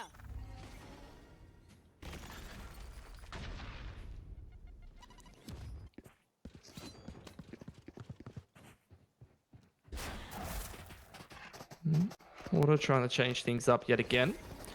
Trailblazer in towards Hookah. They do have that breach hold if they want to clear out most of the site or elbow perhaps. See if they find more success over towards B here. Dashing from Autumn here, Dion. Yeah, and the Rolling Thunder as well is going to couple it in so they can try to run in toward this B side. It's actually going to pepper down RDW instead of Infrequent, who's just being the devil in amongst the site. He's down 2. Now it's going to be the peek out, and it's going to be the punishment on towards Tux. A 2 versus 3 disadvantage for Order as the Seekers come out. And look at the damage through the wall. Disc goes down. Now it's on a Texter, 36 points of HP. In a 1 versus 3, this is going to be very difficult. Could look to just grab this orb, and that's going to be the escape. He'll get 1 tick of this ult on the back of the plant, but to find all of these frags as well is going to be very difficult. He's even going for an ambitious plant. Swell's going to get the peek out, gets the blinded. No, it's an open plant now. The shot misses out from the AWP, or the operator rather.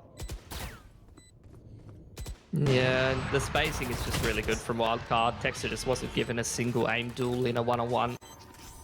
All shoulder peeking, bunch of util as well. Not much he could really do there.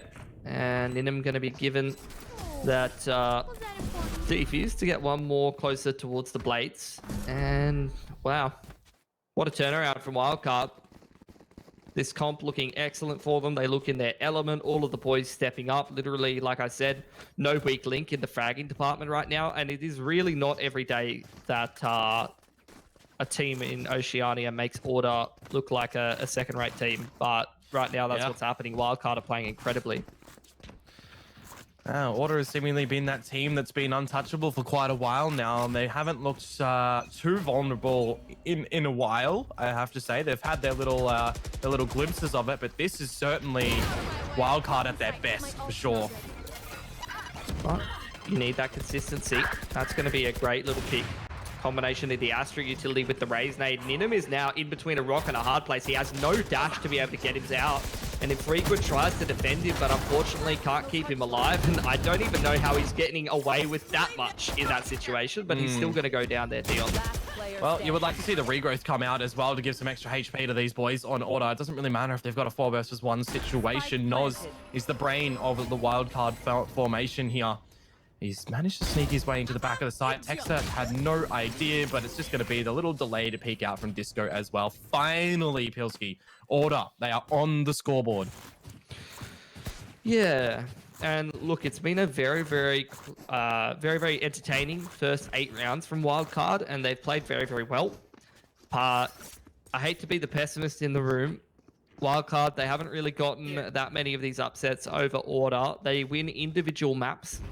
But this is still a best of 3 series, you know, so they can't afford to lose focus. They need to keep up this consistency because you can see already from this first 8 rounds that these guys, they can play to an incredible level, but it's not good enough to just have one half where you're able to play that well. You need to bring that consistency across the series and across the halves. No, you certainly do. Attacker side of Bayern can sometimes be a fickle thing. It's already been seen. 1 round, you would hate to see it go back towards Order or Wildcard's favor right now. Brilliant info off the back of that Trailblazer as well. Causes the Seekers to be popped by Tux. Cosmic Divide in from Textar once again across that A side. A whole bunch of ults flying back and forth. But Order not really getting anything done. Again, Wildcard just shutting them down.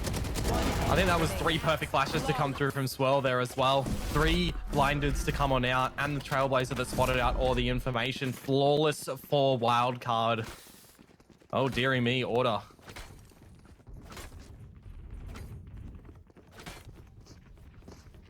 Well, Order gonna again invest into this round. They threw a couple of ults into that last round. Didn't go too well for them.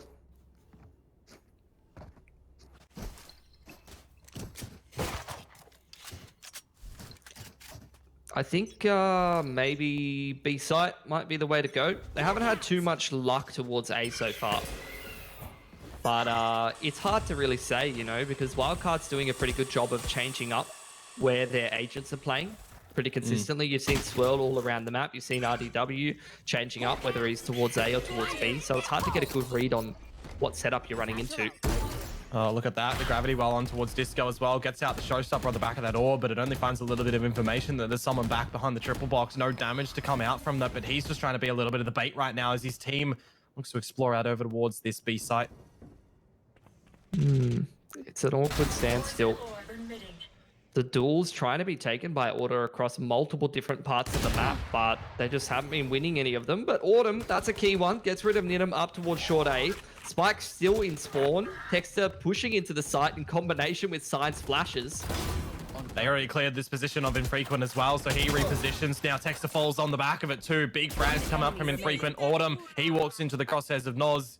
And now it's all onto Disco, who looked to be the instigator in this round, that couldn't quite get it formulated. This is Wildcard looking for double digits in the first half here.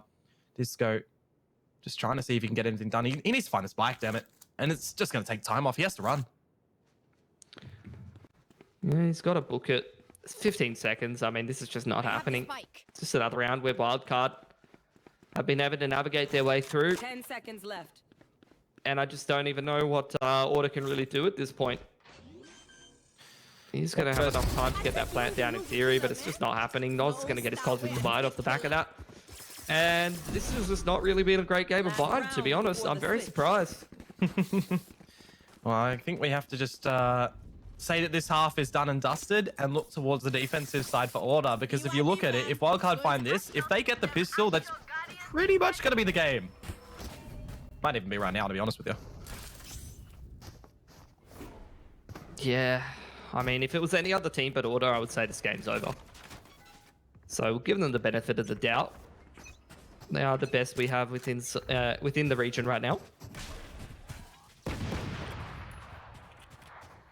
Ninim opener as well. That's no smokes now available for order in this last round of the half. Yeah, that's just nightmare. Viper's pit in hookah. Best of luck. Oh man, then you got Ninim. He just repositions after that Viper's pit gets popped, and he's going to be going over towards heaven, and you can't smoke off any lines. Man's just going to be on those deep lines towards A. Best of luck trying to walk up short A. That's really not happening. Trailblazer from Swell through bathrooms confirmed there's no one over that side of the map. And of course, IDW is going to get those little X-ray outlines if he's in this pit. You're going to have to see either those paint shells invested for Disco to at least get the line off of RDW. Those stars on the floor do absolutely nothing, provided they are from order. There's those paint shells, a little bit of damage to be seen. They echo on through. A 1-on-1 trade out. As everybody for order. There's no grouped up here. Yeah, heals to come on out. Still got 3 guarding lights though.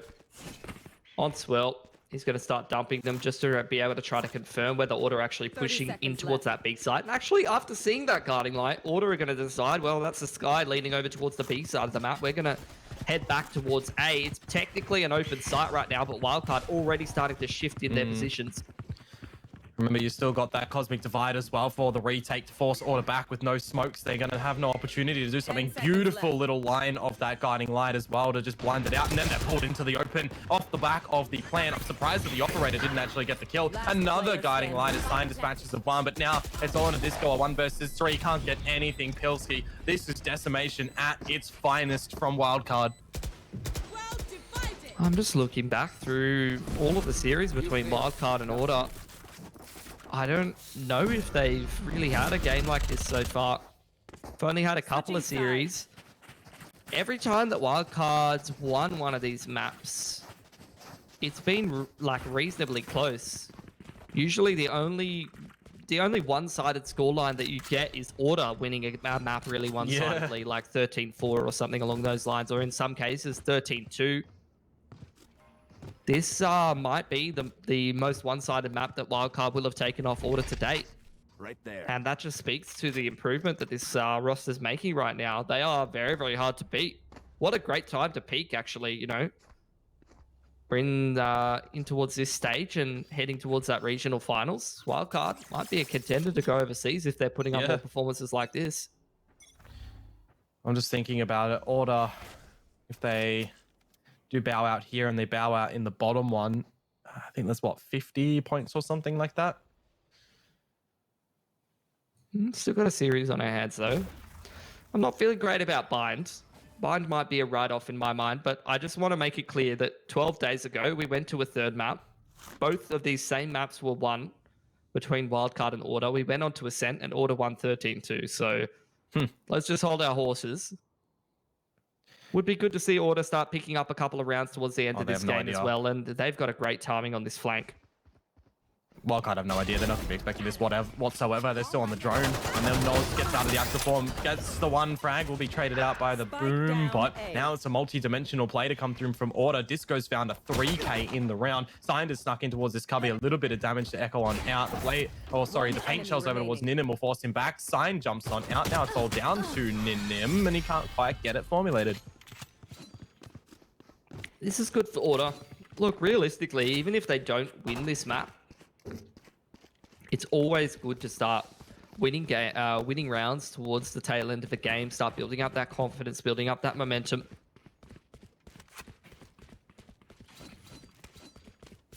You can kind of say to yourself, you know, look, they just had one really good half. That's clearly some streak of form where either they're feeling themselves or they've got a really, really good read on their comp and their game. That doesn't necessarily apply to other maps or other halves. Any mistake though from Order, it'll spell disaster and go into that third one. They're going to line up assigned. Good for one. Would have liked to see a little bit more, get closer towards that Rolling Thunder.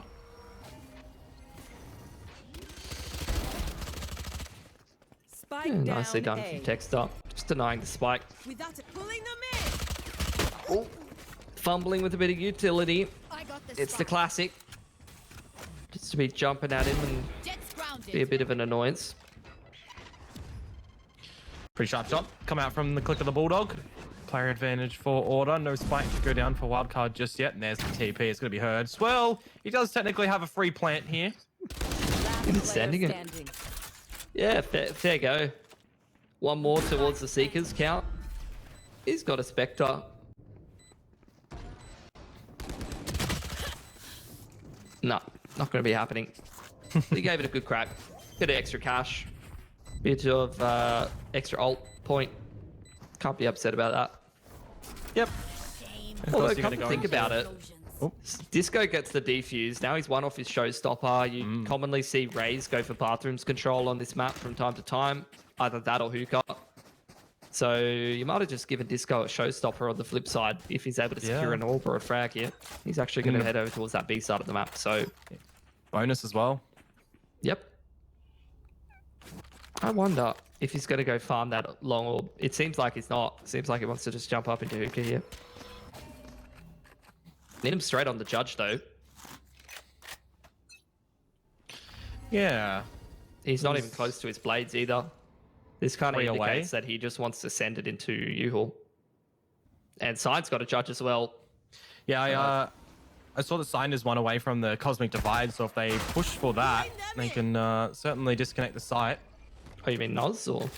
Noz, sorry, yeah. Yeah. Well, where's he? Yeah, he's over towards long here, and that orb's still available, so could work. 2 off. Pretty slow start to the round from Wildcard. Trying to feel out if there's some kind of a push heading over. I mean, obviously they're going up against a bonus, so you do sort of expect a little bit more aggression, and that's exactly what's happening. Texter, he's actually got a Phantom. He is deployed all of his stars at this point. So he's just going to go into that aim dual roll. Got a little blind as the jumping Judge comes on through onto Texter. You know he's going to be mad about that. A second one from Ninim as well. Now one away from the blades. It's Judge over into Judge. I don't think he expected that little hot potato of weaponry, but he can actually push all the way in toward the defender spawn if he wanted to. The flank is being safeguarded by Infrequent. The Judge of Autumn can't get it done. It's Judge City right now, apparently. Now you really do put Wildcard on this trophy of round number 12, unless we see some individual brilliance come through. There's the showstopper available finally. Tux is going to try and see if he could do anything in the U-Haul, but it's lights out for him. Now it's on a Disco, taken on out, and that is Matt Point for Wildcard with 9 rounds of cushioning. Yeah. They played an excellent game. Definitely wouldn't take anything away from them here. Order looking very flat. Don't seem to have an answer for it. But, you know, to play devil's advocate, not to take anything away from Wildcard, this is obviously a sick performance out of them.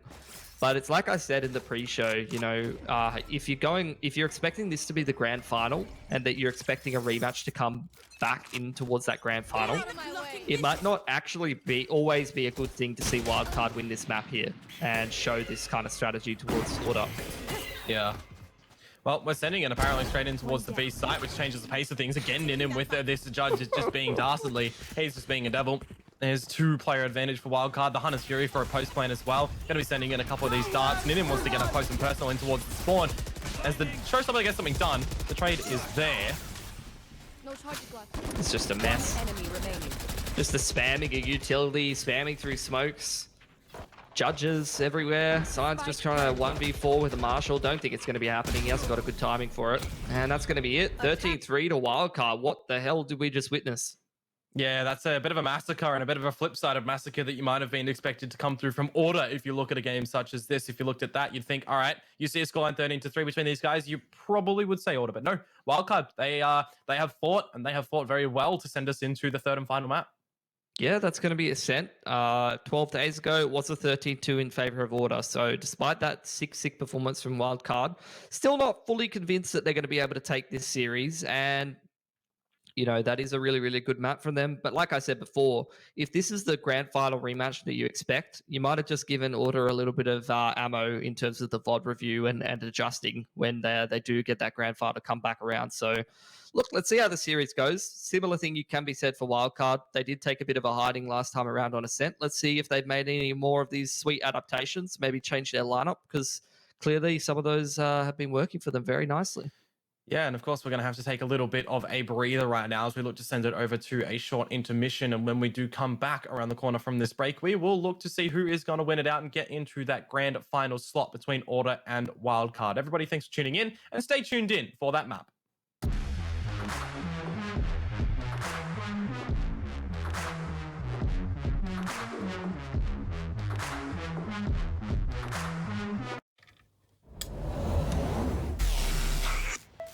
I just time traveled.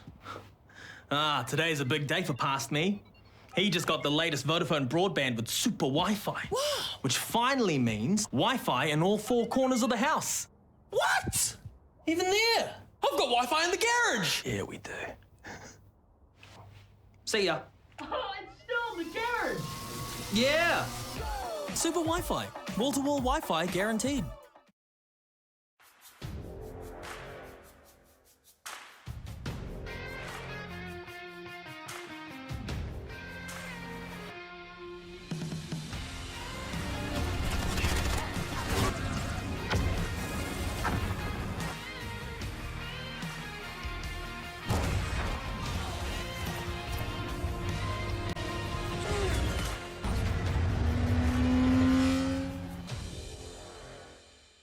Needs a heal right now. Tensai runs right in, sick of the shock dart, the denial, the ultimate already gone to waste. Nebula, they have to really strike back now. The resurrection, sitting right on top of Minimize there. Unknown that the Tensai is already behind the wall. One by one, they are falling. This is not how you would expect this cookie to crumble. 4v2 now. Spike out of the hands of Nebula. Over towards A-Long. With that luck. Yep. Oh, Rose takes him down. Okay, that's good. That's good. And then over towards C-Link there. Dragon, 1-for-1. But there's 10 seconds left. Time is running thin. They have to go for the kills right now. Rose gets another. It's all down to Zenkoko. Last player left. 5 seconds. A few seconds left. Zenkoko, come on, man. Do something. The spike will go down. He has to get the spot. The plant. He does get in the nick of time. Zenkoko will go down. That's a nail biter, Wildfire.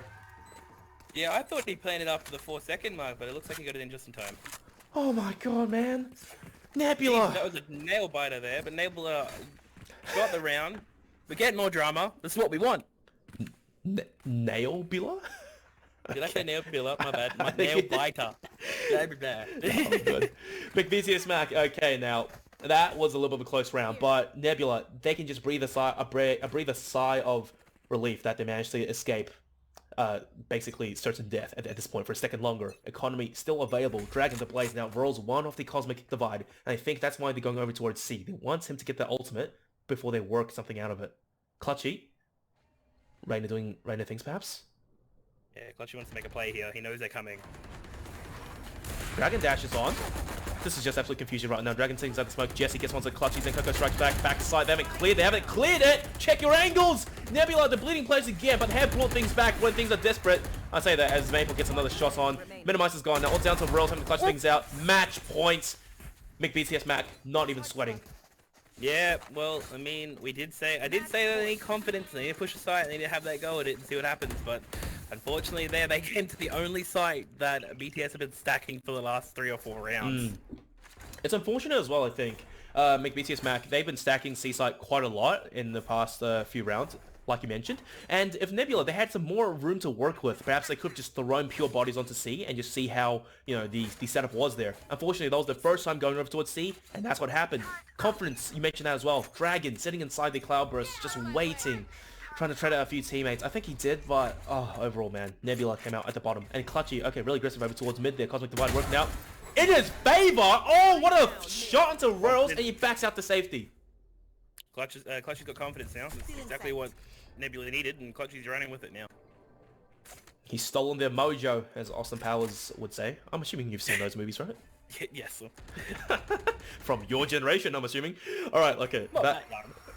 Back to the game, you know. Nebula, you are a player down. You've lost your smokes. You've lost one of your most crucial ultimates here. And now they're just holding, waiting for, once again, McBTS to make a play. But you said earlier, they don't have to do anything. It's match point for them. They just have to hold. Yeah, well, I mean, they got that plan of man advantage. Tensai getting greedy here, wants to get that kill. Thinks he's got the confidence of Jesse here, and he does. Oh, he does. So easy. We've seen it before. So does Clutchy. Clutchy gets another one on minimize there. Oh, dear. Dragon, big play here, misses the blades. No. Little clip hero moment there. Now Tax has a Spectre, 30-second spike out of his control. And the Sharks, they smell blood, they're swarming in now. I feel bad for this guy. Oh dear, what do you do? What do you do? This is it. That's all she wrote. 13-8. GG 2-0. McBTS. Far too powerful. Yep, that is indeed. That's how it goes. McBTS gets the huge win there and then get to take on to the next round. Right now, let's look at the scoreboard. Look, we've got Rules here on the 20. So Rules was the big player here. He was the one I was mentioning to start with. He's making those big plays, making that action happen, trying to get those kills, trying to get the win for his team. Ended up at the top of the leaderboard. No one else in the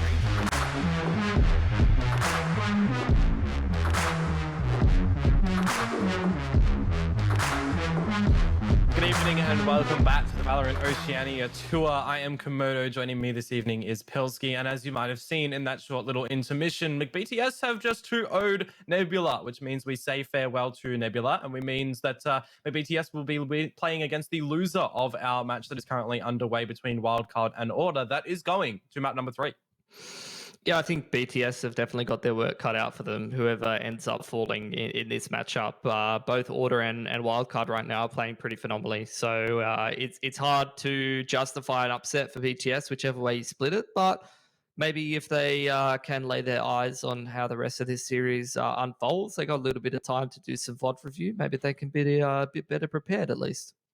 Yeah, well, of course, McBTS, we've already seen a couple of heads turned from them as they did eliminate Mindfreak a little bit earlier on. We saw Nebula eliminate Bliss as well, which made the shake-up of the lower bracket evidently known and seen. And now it kind of does mean, for McBTS, are they going to be that sort of unexpected little kryptonite towards either one of these teams in Order or Wildcard? And I guess we could even say the same thing if Wildcard do best Order here. What is the grand final going to look like? Are Order just untouchable? They've kind of been slacking a little bit. Yeah, I think, very, very impressive victory, obviously, from Wildcard. We've seen them take a couple of maps off Order in the past, but usually they don't take the whole series. And like I said, last time around, Order won this map of Ascent very one-sidedly. One interesting thing that I want to look at is the agent comp here for Wildcard. Yeah. Last time around, it was infrequent on the Phoenix and Swirl on the Sova. I fully expect them to swap that around, if not just change up what agents they were playing, because they've been making a couple of adaptations and swapping around the roles a little bit. So wouldn't be surprised to see, at minimum, a role swap if it's not a comp swap, or maybe a couple of agents different this time around. What do we see? We saw the Sky get brought out yesterday, maybe the day before from Wildcard, and Swell is going to be bringing it back as well. So a little bit of the micro change, no Phoenix, but the Sky instead. Yeah, but it is a little bit of a role swap, at least in that regard. It seems like Infrequent has found his home on the Sova. Yeah. For this lineup. Very consistently being put on that one. And I think he's looked quite good on it. He's done a great job in a lot of these post plants. Utilized that utility pretty well so far, and I'm sure he can only get better as he plays it more and more. Either way, into the meat and potatoes now. The third map of the series here. Wildcard having a bit of a tough time last time around. Cute little walk down mid here from Order. Well, we saw them do that over on our last map in... We saw it name it, didn't we? The creep up and the pistol round over on Bind. A couple of kills to be seen from both sides right now. Does favor over towards Order. RDW going to meet up with him frequent. Yeah, needs to retrieve the spike. They've got Texter dead to rights in towards spawn here. So they're going to clear him out. But with all of the map control that they've relinquished, Order has now put out a foothold in towards mid and close up towards A as well. And they're applying some pressure here. I wonder, was it the Trailblazer invested for Swirl? No, it was actually the Ghost in this one and the Guiding Light. So no heals are going to come back on out as the shots are here. Signed is down. Player advantage for Wildcard. Tux can definitely upset the balance, though, with two of them being relatively low. And with Disco as well, meeting up with Tux, it does mean that there is an open opportunity for this plant. Going to shut the door now. Actually, the turret being dropped very, very shallowly on short. Won't have too much of an impact there. The duel in towards long goes the way of Swirl, man. It's been sharp today. This turret could actually find 2 kills as well, funnily enough. But they're not going to be given the chance. Tux has that Alarma bot in possession, so he can drop that if given the opportunity. The destruction on towards the Nano Swarm. Means that that's not going to be pulled out, but that recon dart coupled by the fact of that guiding light, Hux is very vulnerable and will be taken down from RDW as well. Beautiful pistol round come through from Order. From Wildcard, sorry. Yeah, I mean, they had to be very reactive. There was just pushes happening all over the place from Order. And, you know, I've seen a great deal, many games where Order don't get punished for doing those kind of pushes in pistol win gun rounds in general. So, Wildcard keeping them in check, punishing that, making, you know, quick work of some of those pushes early on might sort of disincentivize Order from doing that as often. I mean, although I know players like Techstar and Autumn probably not going to care too much if they get killed once or twice. They're not really going to change up how they play accordingly. Shot done.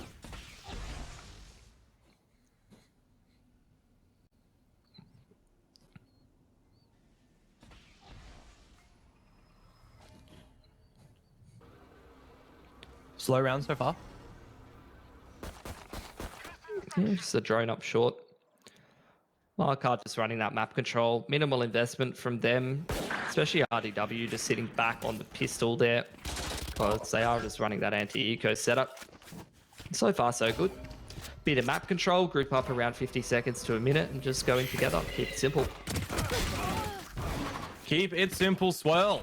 And he's able to find 2 kills to start this one off for him in this round. Just 2 little soldiers remaining for Order, one of which going to be bested out by RDW. Already poked his head through towards mid. Could be a tell that Order will have to be careful of a little bit later on in this map. But for what it's worth, Sign the last soldier, going to get taken down. Flawless in the anti-eco for Wildcard. Now we get into the better situations where we got some guns for Order.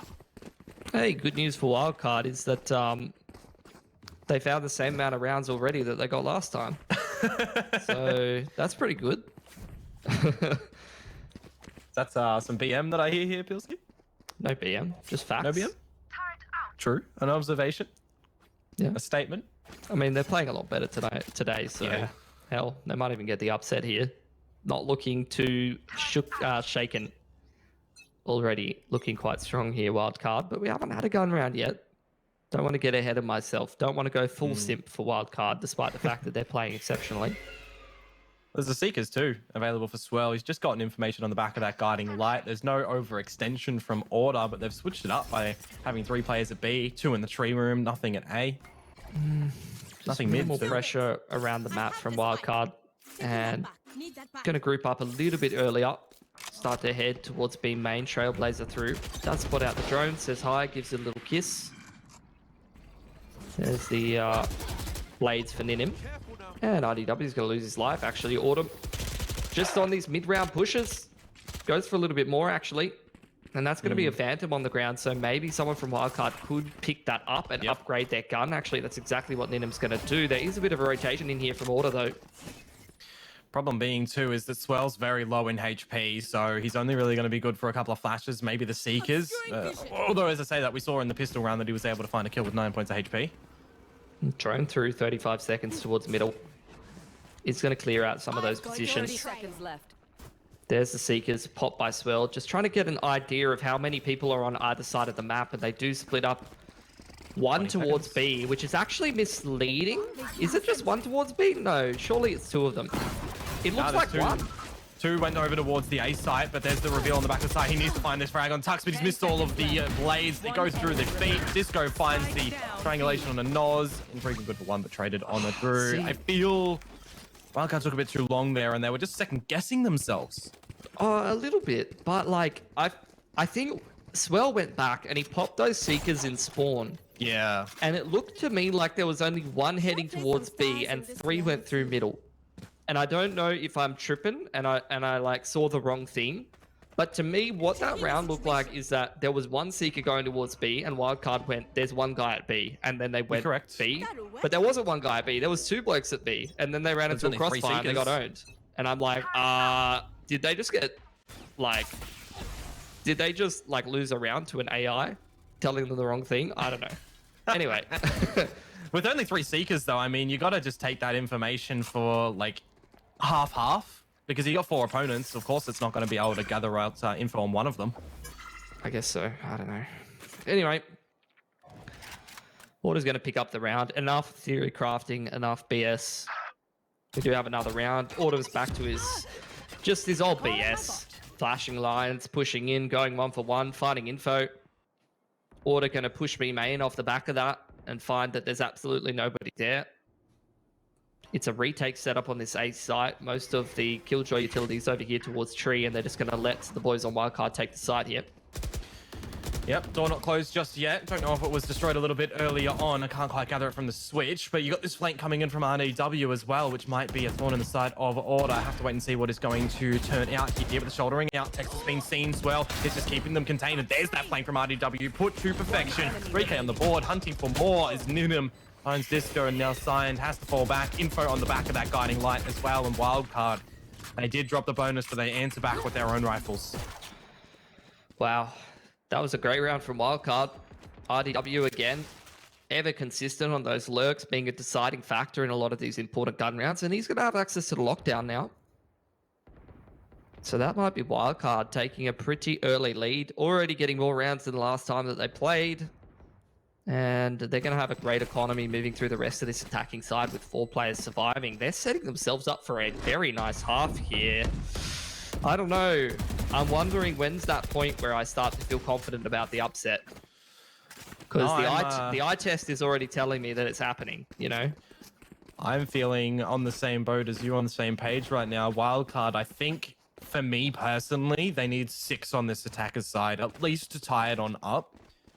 And for the rounds that they do lose, for them, I guess, not to just be, like, completely one-sided as well. I think that there would need to be a little bit of the contention.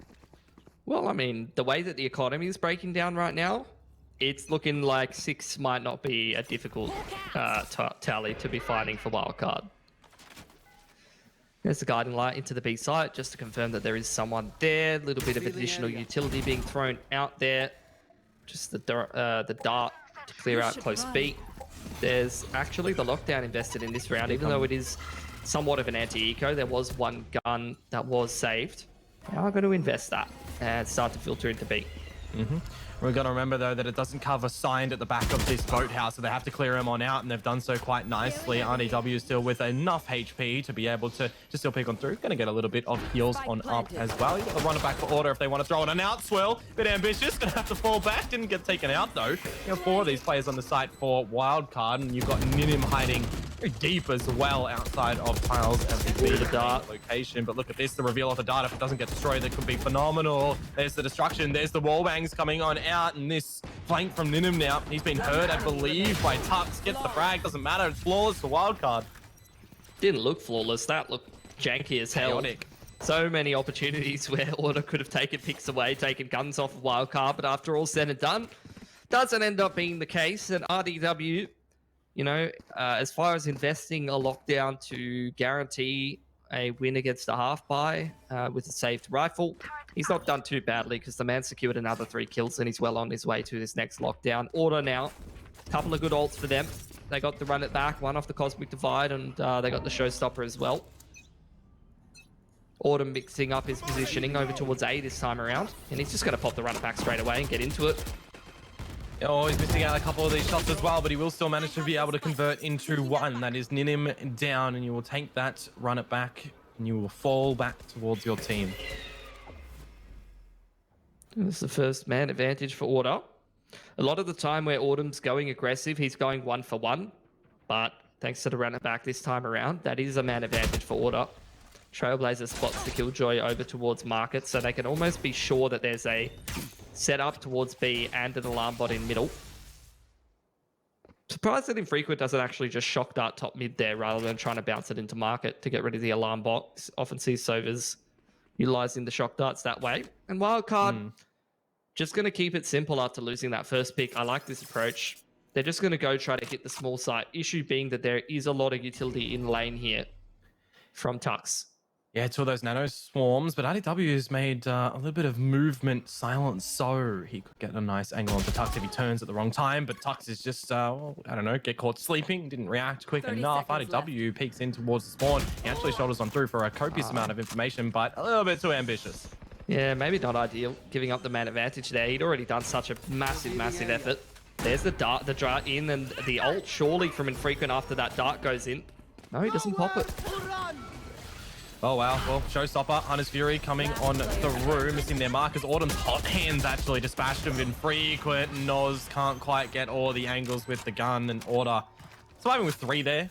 And we'll be able to get the defuse in the end on towards Signed. He's now going to be 1 off this Hunter's Fury. Yeah, I mean, credit to RDW for walking in and killing Tux in market. He got rid of all the utility in towards lane and set his team up to get into the site, but maybe over peeking into spawn.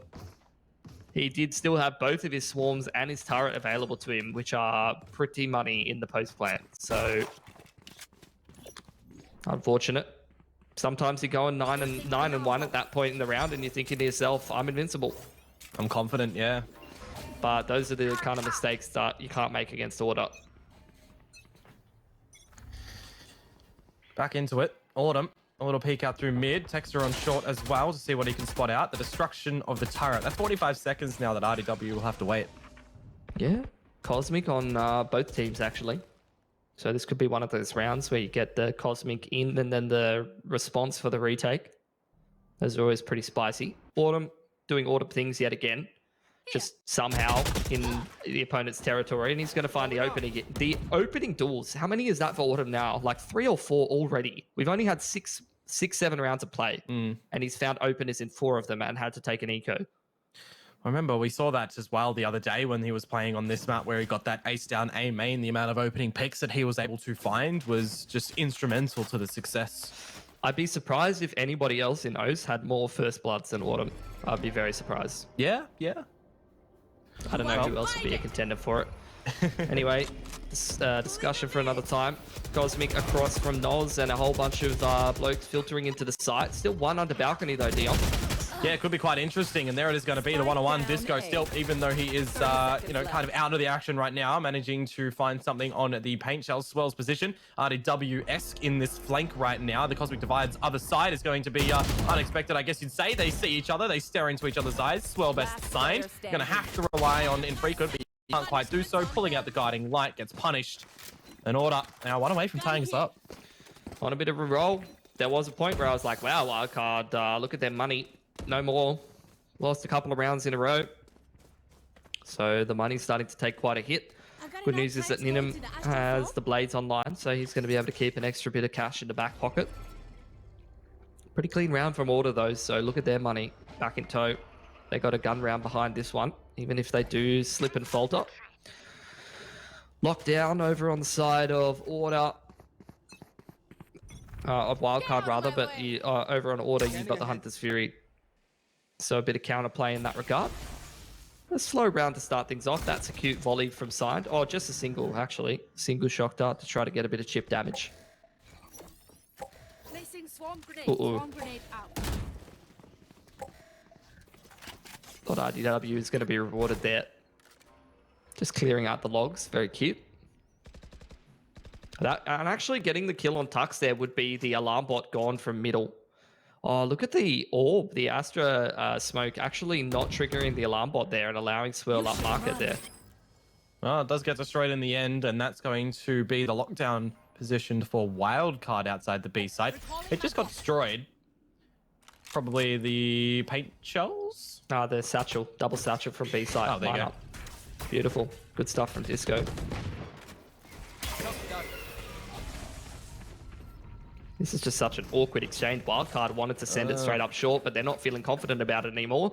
Starting to filter back towards B, but the issue is there's 2 of those swarm grenades in position. There's Disco in position. He's still got his grenade available to him, but he's going to go down to Ninum here, Dion.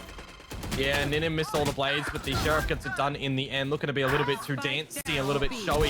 Hunter's Fury getting something known, Swell and Infrequent to see what they can do here. It's actually a 1 versus 2 now in favor of Wildcard. 10 seconds. They got to get through lane. They got to get the spike. They're going to be able to do so. No shockies for Signed. Only that recon. That dart is going to reveal him. No, but he destroys it. They know where he is. He needs to use his own dart. Use that for some information. Heals coming out as well. That's actually really clutch right now, Infrequent. If he didn't get those heals, he would have been dead. He's managed to find the kill. That round really could have gone either way. That was a very awkward one for Wildcard. But again, you just can't fault Swirl right now. The impact that this man has had. He seems very, very comfortable on that Sky. Kind of reminds me of some of those really, really strong Sky players that we see all over the place. I remember watching Stacks on the Sky as well. It's like some players on Sky, they are very supportive, not really taking as many angles, and some players, they've gotten very proficient with the Sky kit to where they're almost taking on some fragging roles, being pretty aggressive. Just remember, at the end of the day, the kits of these agents are there to assist you, not to be the deciding factor. Yeah, that's why we made Astra, right? Yeah, totally. it just brings it back as well, you know, like my sort of decision that I was mentioning the other day, and I nearly tweeted, was do we need a way to be able to nullify ultimate abilities, so you're not having, for instance, a Honest Fury gatekeeping a lockdown, or a lockdown gatekeeping a lockdown. That's why I'm interested to see what Brigadier, the I think code name for the new agent, is going to bring into the game. Yeah, it'll be interesting. I think there's a fair amount of counterplay that goes back and forth, though, which is, of course, what I like about it. Much slower round once again. Wildcard spent a lot of time holding the extremities, exchanging utility back and forth. Now going to start to split short A. I've got your trail. Oh, that's a lot of damage onto Infrequent. It's going to fall back. I don't think Tux has actually been seen as well in the wine. The Seeker doesn't go over toward him. He could actually be pretty instrumental to Order's success in this round. Get something on the board. Tex has been dispatched off, but now Tux is going to peek out his head, finds the kill on toward Noz. 20 seconds here, Pilsky, and the spike's not going down yet. Hot under the collar, Wildcard. They're being absolutely contained by Order. The flank has been dispatched off, and the rocket goes over towards Infrequent, who's good for one. He gets taken down. Yeah, very back and forth stuff right now. Really going tit for tat, both of these teams. Can't really secure more than 2 rounds on the trot. It's a good one for Order to win, though. That's a lot of pressure on Wildcard's economy. They need to decide if they want to go for a buy in a round like this. You'd have to see a couple of players going down towards light armor. Thanks. And they're just going to choose to go for the Sheriffs. Definitely can't blame them. Order's money's looking a little bit squishy towards the tail end of this half, especially if they drop a couple of guns in this round. Go get him. Boombot for info. Paint shells to follow. Could see a bit of damage chipped away. The initial explosion's going to tickle 3 of them. Or Swirl can offset that. Yeah, forces the dash as well. Can't heal that armor though, so it's just good chip damage. The drone in does confirm at least 2 or 3 more players still in B main. Look at Autumn again. He's just at bottom mid. Order's got full mid control. And Wildcard's going to go back and contest. Just thinking of conspiracy theories as well. Definitely feel like eventually we'll see an agent that can do something with shields. Well, you mean the armor that you buy? Yeah, like you could, I don't know, maybe see them have an ability to give more shields or something. Anywho, bit of damage. Blade's been in him. Gonna get, oh, actually a sharp shot on towards Texter that we can see from the third party view. Honestly, when you say stuff like that, man, this is a side tangent. Can't even get into it because we're actually in a 2-on-2 here. Could still go the way of Wildcard. 30 seconds to go. Nods is at top mid with the bomb though, and Wildcard at the end of the day do need to put their boots on the ground in one of these sites to win the round, unless Order just keep wide peeking mid over and over again and giving them aim duels. But aim duels is what Disco wins, so I guess Order will take that round away. Back to the shields topic. Honestly, that just reminds me of like Call of Duty 4, how you had like that Juggernaut perk and it was just infuriating. You could kill people. If that comes to Valorant, where already I'm upset when I get like 148 in 4 or something like that, or I get a 1B with the Sheriff, and then you know, if I'm getting to the point where I'm putting 7 bullets in someone and they're not dead, then you know, I might get a bit upsetty spaghetti. Just hit them in the face. Easy done. True. Fight me at LAN, all that. Here we go, though. 5 versus 5. Hunter's Fury for lockdown for Wildcard and Order in that order. Marty W. I would say lucky to be alive on the back of that op miss shot. They're signed on the op. Not something I've seen. Order, I got to close the door and break it. Just give up this A site for the time being. Drone killed by Texter. Okay, that was an interesting one. He's revealed by the drone and runs out with the clip halfway into his gun. Yeah. That is a rare instance of Texter doing something a little bit how you going. Usually very, very switched on, man. Maybe not expecting that player to be so close. Either way, though, 5-on-4 now for Auto, who still have the lockdown for the retake. Disco's been really good at peeking out on this timing towards B.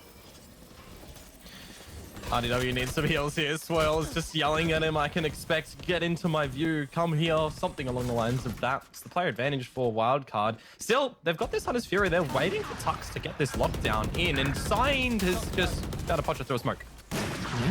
Still the lockdown available, and the Cosmic here. Autumn trying to flank in through Market. There's the lockdown, but Autumn's going to lose his life spamming through the window there. Oh, they're pushing this. Good use of the blinding. They want to get rid of this lockdown, and they need to do so. That would have been Tux's molly on the floor. Surely the flank's going to come out from RDW now. No one gets detained. Looking at that Cosmic divide, excuse me, disconnecting the site as well. They know where RDW is. It's just a matter of timing here. Where or how long do they put on the play? Doesn't really matter. As Tux has found that one. Now, it's the remaining 2 players for Wildcard on the site itself. No utility for Swirl here, but a good reveal on towards Noz. Leads in for the charge. There goes Swirl on a Noz. 2 different angles that he's peeked from. That was just well played from Order in the 2 versus 3 situation. Enough time for the defuse as well. Yeah, I mean, that really should have been a Wildcard round. 3-on-2 situation. RDW maybe could have done a little bit better with the shoulder towards Market there. He was trying to do his best to buy time. And he was doing a good job just exerting pressure, but over-peaking perhaps. Could have bought an extra couple seconds. Yeah, woulda, shoulda, coulda. Easy from an armchair analyst perspective to say that. Either way though, Wildcard having a bit of a tougher time to buy up into this round. They've still got the Hunter's Fury, which have been held a lot of the time for the lockdown, but there is no longer a lockdown available for Order. My eyes are always glued to Autumn at the start of all of these rounds. Because he just does stuff like this. One off the run it back, by the way. If he gets one of these kills, he can just pop it straight away. Oh, surely he's got this as well. Look at that. There's no idea. I think he ran a little bit too preemptive for my liking. And, well, doesn't know there's 3 players around the corner, unfortunate. That is true. Anyway. That's a man advantage for Wildcard. They are basically just chilling, waiting for Order to make a mistake. The mid push coming out of Order, 2-man setup between Signed and Texter works out beautifully. It's going to even up that man disadvantage that they did have. And now Wildcard going to go back to the drawing board, start to explore a main. RDW still doing lurk things in mid, as we often do see. It's a little bit unfortunate for RDW too, because he's the only soldier over at that B site, being 2 away from the lockdown. If he could have gathered that orb, he could have definitely used the lockdown in towards this last round here. Grab the second orb here at main that the Wildcard have control of. That's a force back of Order off his site. Actually just dashing straight in. Sign's already got his crosshair straight in the middle of that smoke, and he's punished for it. Early Hunter's Fury coming on out. Another plant from going down. Texter still has that gravity well on the default spot. The shots to come out that does the damage. RDW now has that lockdown, and they've got Hunter's Fury. There's a lot of deniability in this post plant. There's the lockdown. There's the plant in. Order going to contest. They've got to just go now, and they are going to double push out Heaven here. Uh-oh. That's exactly why I say uh-oh. Signed has just jumped down, Goomba stomped the floor and found him frequent. That's the round for Order. They lead at the half change. Couple of rounds that could have gone either way. A lot of close XVXs here. Had a very close first half, but Order comes out ahead, as you do say. They're going to move over to the attacking side now. Definitely a lot better of a wild card than this last game. But is it going to be enough to secure the serious victory? Because that has been the mainstay for Wildcard versus Order so far. It's been Wildcard always good enough to test Order, always good enough to take a map, but haven't been consistent enough to take a whole series just yet. And this might be another case of it, unless they can have a great defender's half yet. Well, the pistol's going to be a little bit of a tell-up. Wildcard got the first pistol in this one. So far, we've had Wildcard getting all the first pistols and Order getting all the second pistols. So if we keep following on, maybe Order get this one and kickstart their way to victory. I didn't know you had the script, Dion. I try. It's beautiful from Ninem. Immediately gets healed up as well. Didn't have any shields to begin with.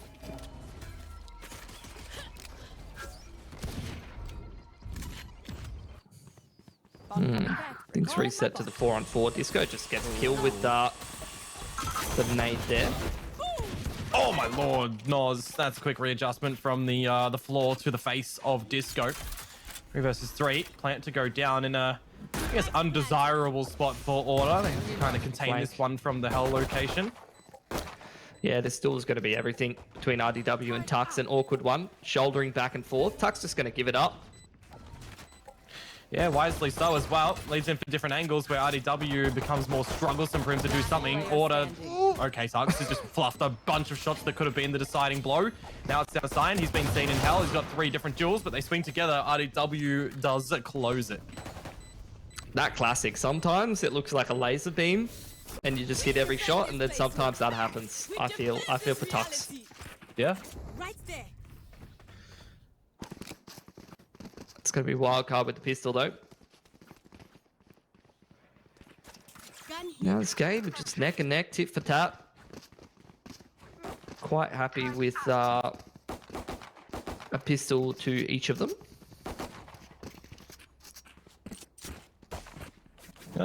Both pistols to wild card here. Is it? Yeah. My bad. I must be bad at reading the scoreboard. Oh no, it's flipped on it. Gross. Yeah. No. That's just misleading. Spike down B. Bomb grenade out. Big group up right now for Order. If they can get a couple more kills in here, it will be well worth their investment of nada in toward this one. The paint shells to Infrequent to tickle him just a little bit. Already seen 2 kills from Order. Dancing on in Disco a little bit funny there to be seen, that's for sure. But this is all going in accordance you would expect now. Infrequent will finalize. Nope, Stealth wheels it. Stealth wheels it. Swirl steals it. Tied up, 7-7. Just fooning his way up lane. You love to see it off the back of the satchels. A couple of kills going the way of Order. Does a little bit of economic damage. Wildcard going to commit to the bonus. Full send. Just Sheriff's and armor for these lads. So really, what they're looking for in this round is just to take about 3 guns off of Order. Make their next buy round a little bit weaker.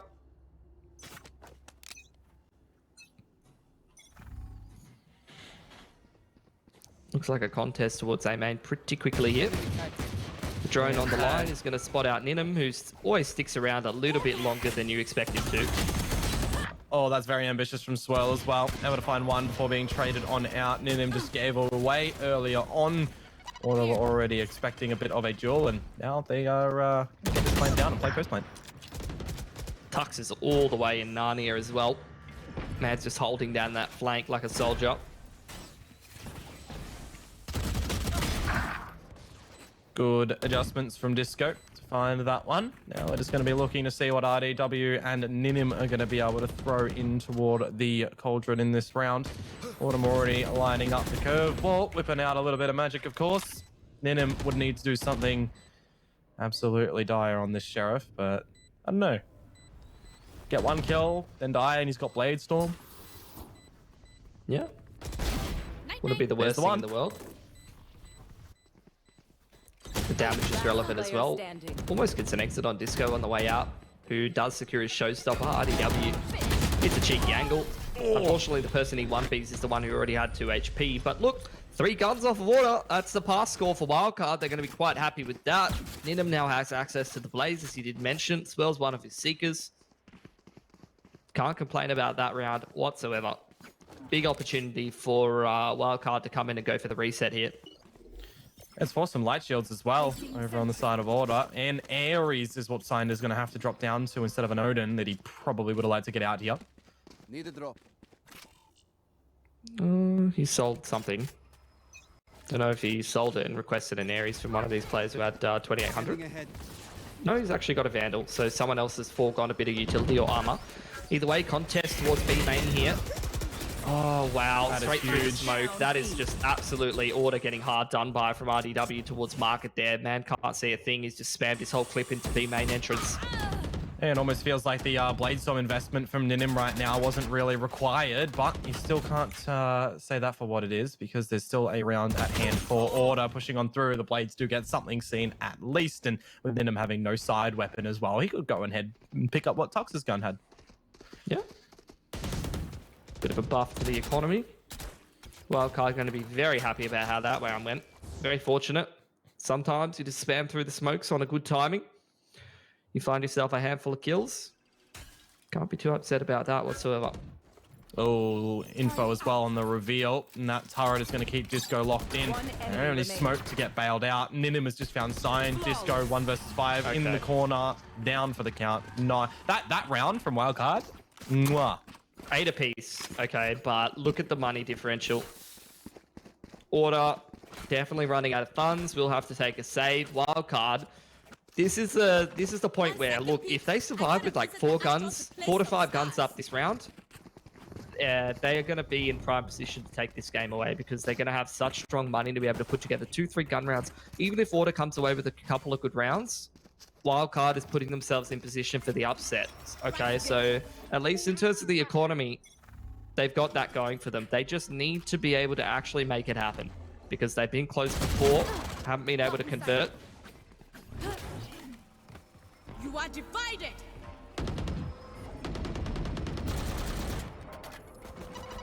Bomb grenade out. Quick thinking from Order might be able to bail them out here as RDW's Nano Swarm is going to get the better of its Hux, but this is just the... Oh, okay, never mind. This round's done.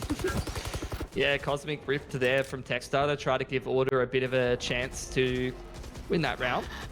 But RDW, you know, there's been a couple of times in this series where this man has changed up which side he's on as the Sentinel, and it's just won a critical round that looked a bit dicey. And that's one of them, even though it was just the save round from Order. I was looking at how that one was coming along. You know, it's not like Order were without their chances there. Either way, Order going to take a timeout. They realize the position that they're in. Essentially, they're behind the 8 ball right now. Wildcard has great money. They've got a couple of buys in them. So it's going to take a concerted effort and a good number of gun rounds for Order to get back into a position where not only are they in the lead in terms of scoreline, but also they need to be able to break down that economy over time.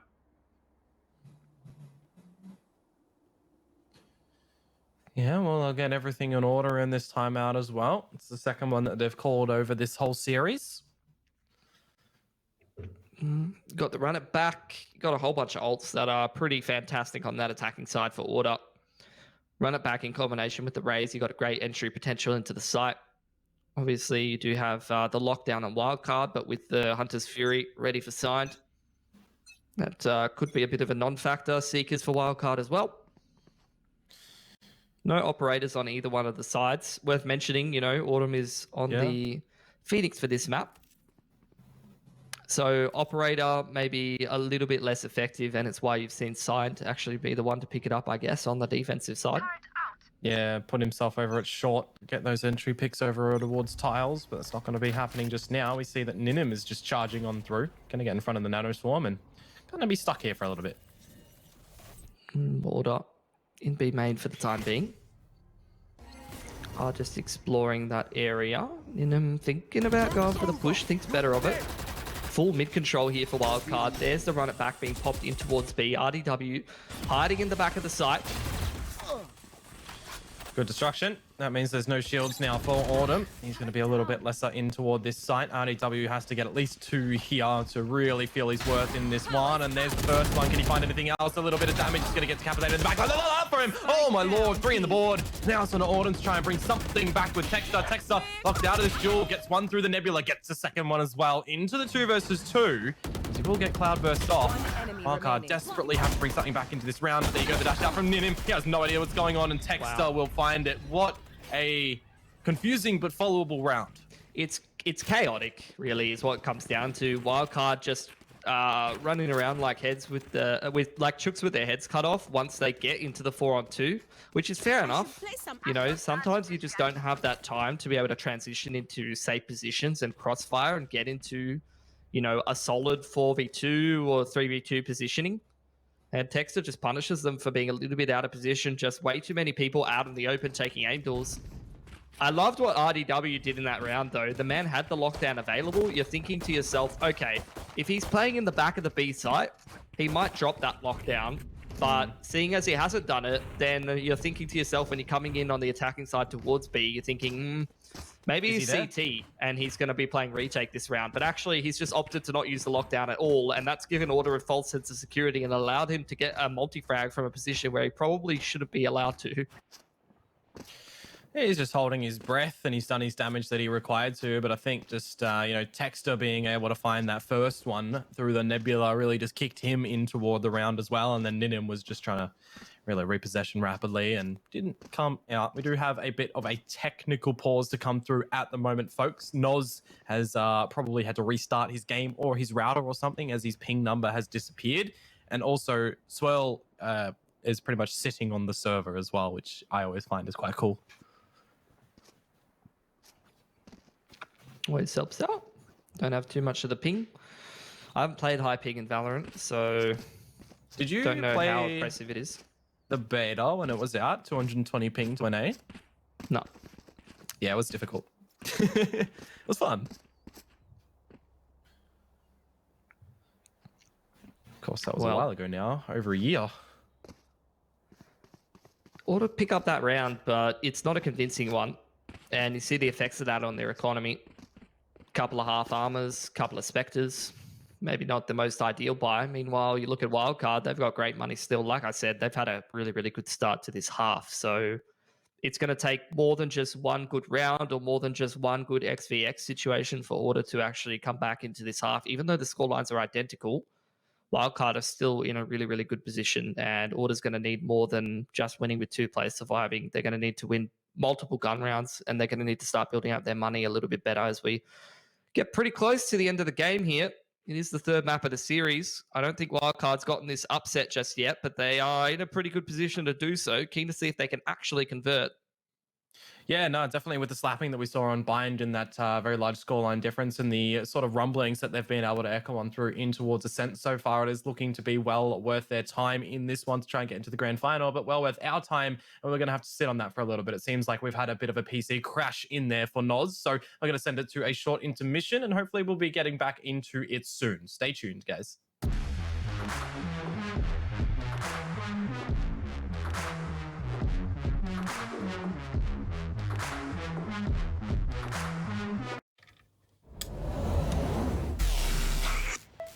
I just time traveled. Today's a big day for past me. He just got the latest Vodafone broadband with super Wi-Fi. Wow. Which finally means Wi-Fi in all 4 corners of the house. What? Even there? I've got Wi-Fi in the garage. Yeah, we do. See ya. Oh, it's still in the garage. Yeah. Super Wi-Fi. Wall-to-wall Wi-Fi guaranteed.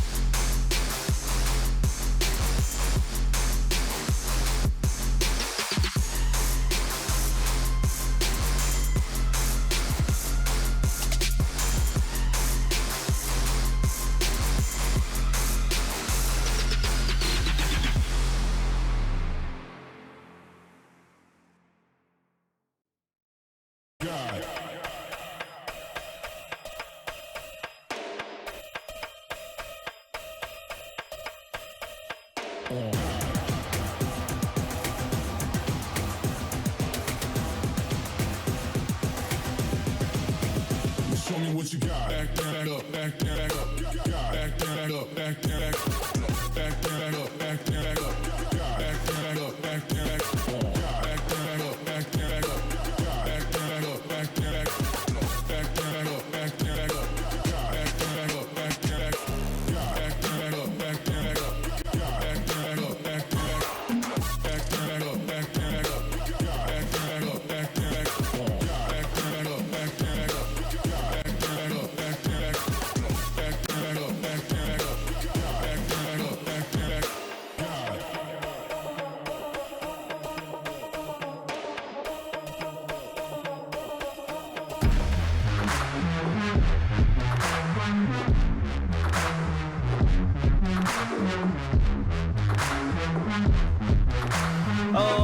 everybody. Thank you very much for being patient during that short little intermission. Sometimes PCs do crash for unknown reasons, and we just have to deal with a little bit of the tech support. But Pilski, we are back in this heated game between Order and Wildcard at 9-9 at the moment. Looks like Order Need that back. already looking to pick up the pace in towards the A split here. Drone through does confirm it here for Infrequent. He's under a lot of pressure trying to retreat back into Sean. Will be given the space to do so thanks to the gravity well thrown down by Noz there. Oh, an opening pick for Ninim and another one for Noz. Now Ninim, this is decimation to come through for Wildcard. Texter needs to go above and beyond to bring something back. But as the silence does start to see on through, we do have this little cheeky crossfire still here for Wildcard. This is looking quite blissful right now. Signed though. Don't count him out for a big bit of action. 1 versus 4 needs the ace. There's another one. 1 versus 2. The Trailblazer looking to get a little bit of the disorient, and it's going to happen. Yeah, can't be over-peeking into Signed. Man is looking sharp right now. Definitely capable of a clutch. Still has 1 shock dart available to him, and as there is still 40 seconds on the clock, he's going to start to make a bit of an expedition over towards top mid here. Swell keeping an eye on middle, but 30 seconds left. looks like Signed just going to go quiet until he can make his way far enough away to start running towards the B side of the map. Still a Swarm Grenade over there for RDW, but obviously I don't think he's going to be popping that on the right timing. You could even see that the Seekers are here and the lockdown, so if they feel the pressure of Signed, they could use these ultimates just to get the information and force the hand of Signed. Planting at the stairs. Used that dart already. Will RDW be expecting him so close? Nope, that is definitely not the case. Maybe don't get there. Grenade in your hand. Hold on. Signed might be on for the upset here. Oh! He's 1 HP! Oh, what? Swell! There's no way that round should have even gotten to that point. Wildcard is literally peeking 1 at a time, and Swell really should have died there, but the bullet gets blocked by the Hawk. I don't know if it was 1 or 2 bullets. He booked him through the wall. Had him dead to rights. I want to see a slow-mo of that. I know it's not possible. Please, someone, go and edit that. I want to see it pixel by pixel, because I want to know how many bullets just got blocked by that Hawk. I want to know how many decided bullets. the round. I don't know how many bullets Swirl just shot through the wall there. I know that he records everything with his shadow play. I'm expecting to see that later from his POV because that is nutty. You have to say, though, the round should never have gotten to that point. You can't be individually peeking 1 at a time at this level into players of this caliber because they're going to punish it for you. Punish you for it. The Econ's broke, though, for Order right now as well. No ultimates to speak of going in with bare bones right now. Yeah, I mean, that's the good news, right? And Wildcard at least has the economy behind them to be able to drop that many guns over. But that's not always going to be the case. It's exactly what I was saying. Order, the scoreline's close, but the more close rounds that there is, the better off they are at trying to close this economic gap. Because once they start picking up a couple of rounds towards the end of the game, if that does end up happening, then they're going to have an easier chance of breaking that economy right on a critical round and potentially trying to push it into OT or changing the game. There is the Cosmic Divide for Texter, and again, he looks like he's going to pop it here. Yep, he's just disconnected the site, split it right down the middle as the lockdown comes out as well. It's actually going to buy a lot of time, though. Swell doesn't know how much they are seeing on the back of lane. Does he choose to get in front of it? His eyes are poised over towards mid, too.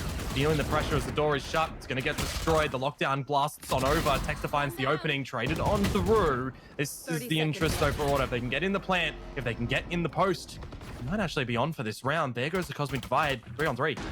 Yeah, you've got 2 ults still available for Wildcard, though. They could Cosmic Divide across the back side of the site. RDW doesn't have any utility left, does get scanned. There's the Killjoy ult in the back of the site from Order, just to be able to delay another extra 15 seconds. They're going to start pushing up towards this lane side, perhaps. Autumn. Oh, he's only got a dink on the back of it. RDW's already found 3 in the round. Does get taken down in the end. There's still this pistol classic on the board for Tux, getting close in towards the proceedings, though. They're very close. Tux has to do absolute decimation here. 1 versus 1. The classic right click can get it on the head. There it is. No, he can't quite get it. No, this is just a little better. There is time for the defuse, but that, I gotta say, that's quite costly if Wildcard's money isn't looking too pretty now. Yeah, definitely not. Down to 2 1vx's in 2 rounds like that. Really not ideal for Wildcard. These rounds should not be coming down to clutches. And you can see the effects of that on their economy. They're absolutely broke. So, you know, a couple of these players have a little bit of extra cash. Swirl and Noz in particular. The rest of them looking pretty broke. So if Order wins this gun round here, they could start putting some economic pressure back on Wildcard and try to crack their way back into this game a little bit earlier. Maybe give themselves an additional round a little easier.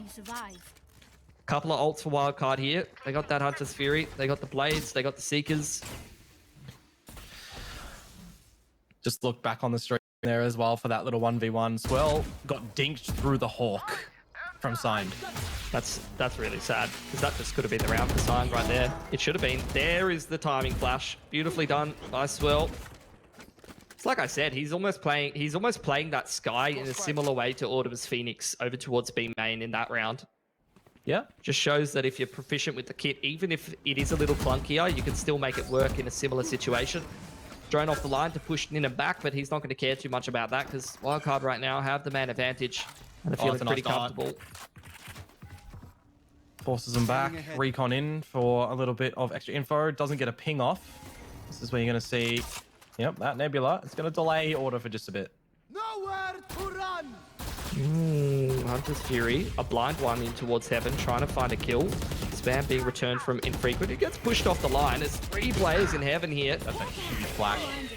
That was perfectly timed from Swell. Even the other one to bail out his teammate in Noz just to make sure they're safeguarded. Here, Wildcard are propping themselves up for this round, although Signed and Tux don't count them out. They start to meander, still backing toward the site. They need to get this plant. There's no time for a rotation. Ninim could kind of just sit behind the generator here. Yeah, 18 seconds. I mean, they just play off angles here. They just shoulder.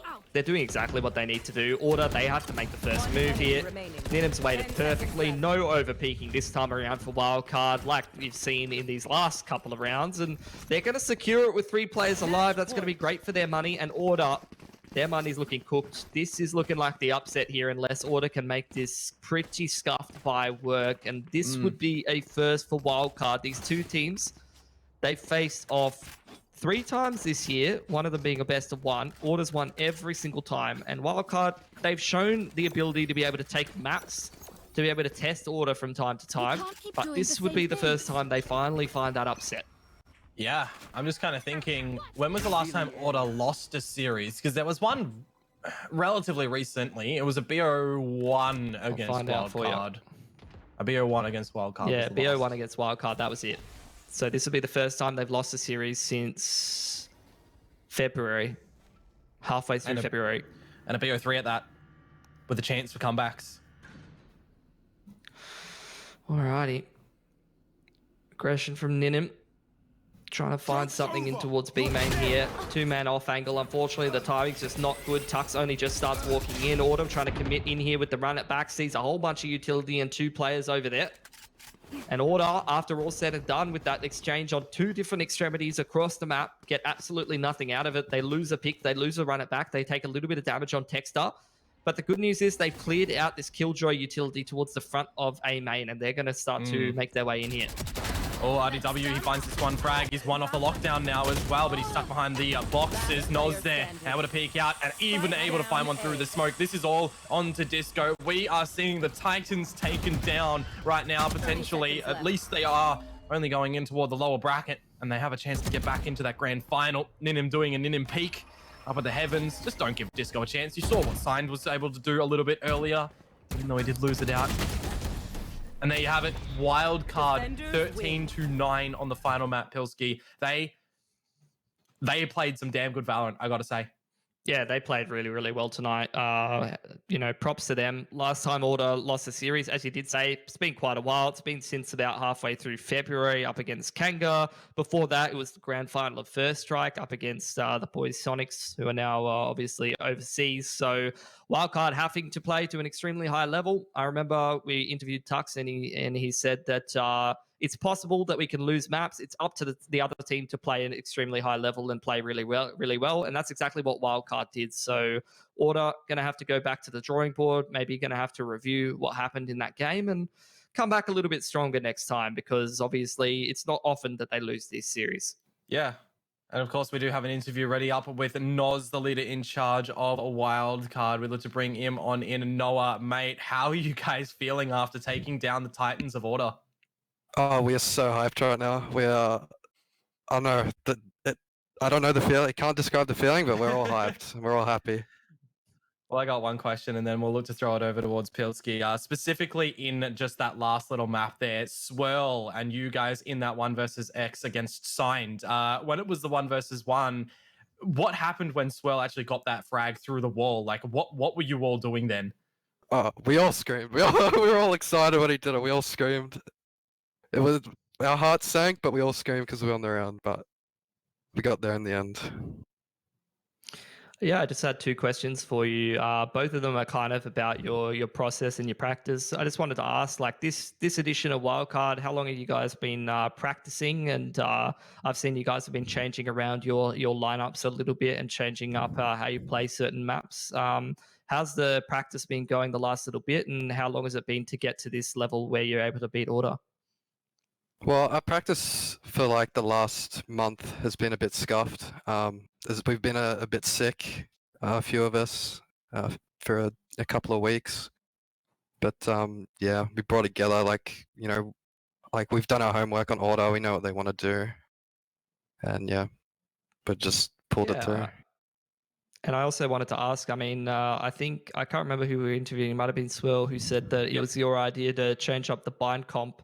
What's your sort of philosophy on the game and where you draw inspiration from in terms of what lineups you like to run and how you like to play? Obviously, you're over there on the Astra coordinating a lot of the utility and according to Swirl, having a bit of say in terms of what comps you're running.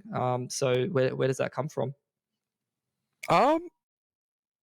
I think it's what I think's best. Like I watch a lot of VODs daily, and that's I see that as the best possible comp for bind. So we all agreed on it, and we went in with that. Is that just like your personal like inspiration, or in terms of like watching VODs from teams overseas? Is there any teams whose style you like? Took it from TSM, and then I think we made it in better, improved it more, like a bit better than TSM. Cool. Okay. 2 more from me, and then we'll let you go off, Noz. How much free reign did you give to RDW in that map specifically? Because he nearly hit 30 in that game. Well, I kind of let him do his own thing on the lurk. I'm really open with that. I'm not as strict on that, but he had a few big rounds, big pop-offs, and yeah, I kind of just let him do his own thing. Alrighty, and the last one here as well. Do you think that going into tomorrow, you might have given Order a little bit too much information on bind, because you kind of slapped them silly? Potentially, but I don't think we pulled everything out. We've still got a good amount of strats and set plays for bind that we haven't shown. Cool. Very well. Well, thank you, Noz, for coming on board for this little interview. Congratulations on that victory. Getting into the grand final as well, taking down Order. That's no easy feat, mate. Yeah, thank you. Well, there you do have it, Pilsky. Noz from the winners in Wildcard getting themselves into the grand final, which means we will, around the corner, be having Order taking on McBTS. Yeah, they're going to have to play again today, so maybe not something that they were expecting, having to play multiple best of threes and actually be the ones to grind through the lower bracket, but it makes it all the more exciting. Get to see them once again have a good game against an underdog team, and even though they're playing a little bit lackluster today, perhaps falling to wildcard, I'm sure that they should be going back there for the rematches. Yeah, well, of course, before we get in towards our next game, we are going to have to throw it over to a little bit of an extended break, I do believe. But when we do come back to Order, we are going to look to close out the night with our next series as well. McBTS versus Order, as we said it, to see who is going to get into the grand final to verse Wildcard. Everybody, thank you for tuning in, and we will be back.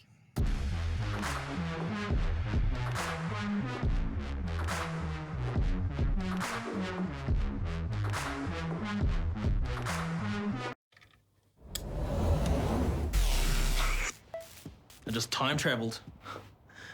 Today's a big day for past me.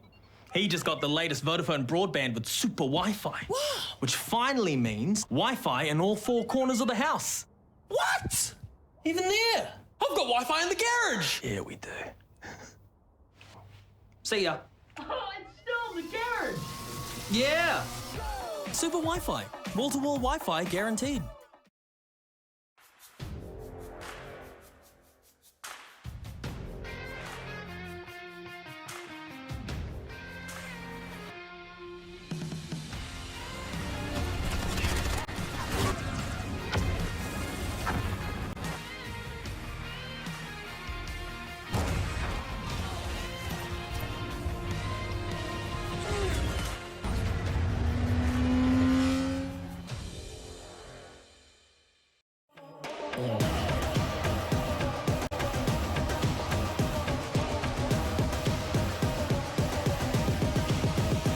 Show me what you got.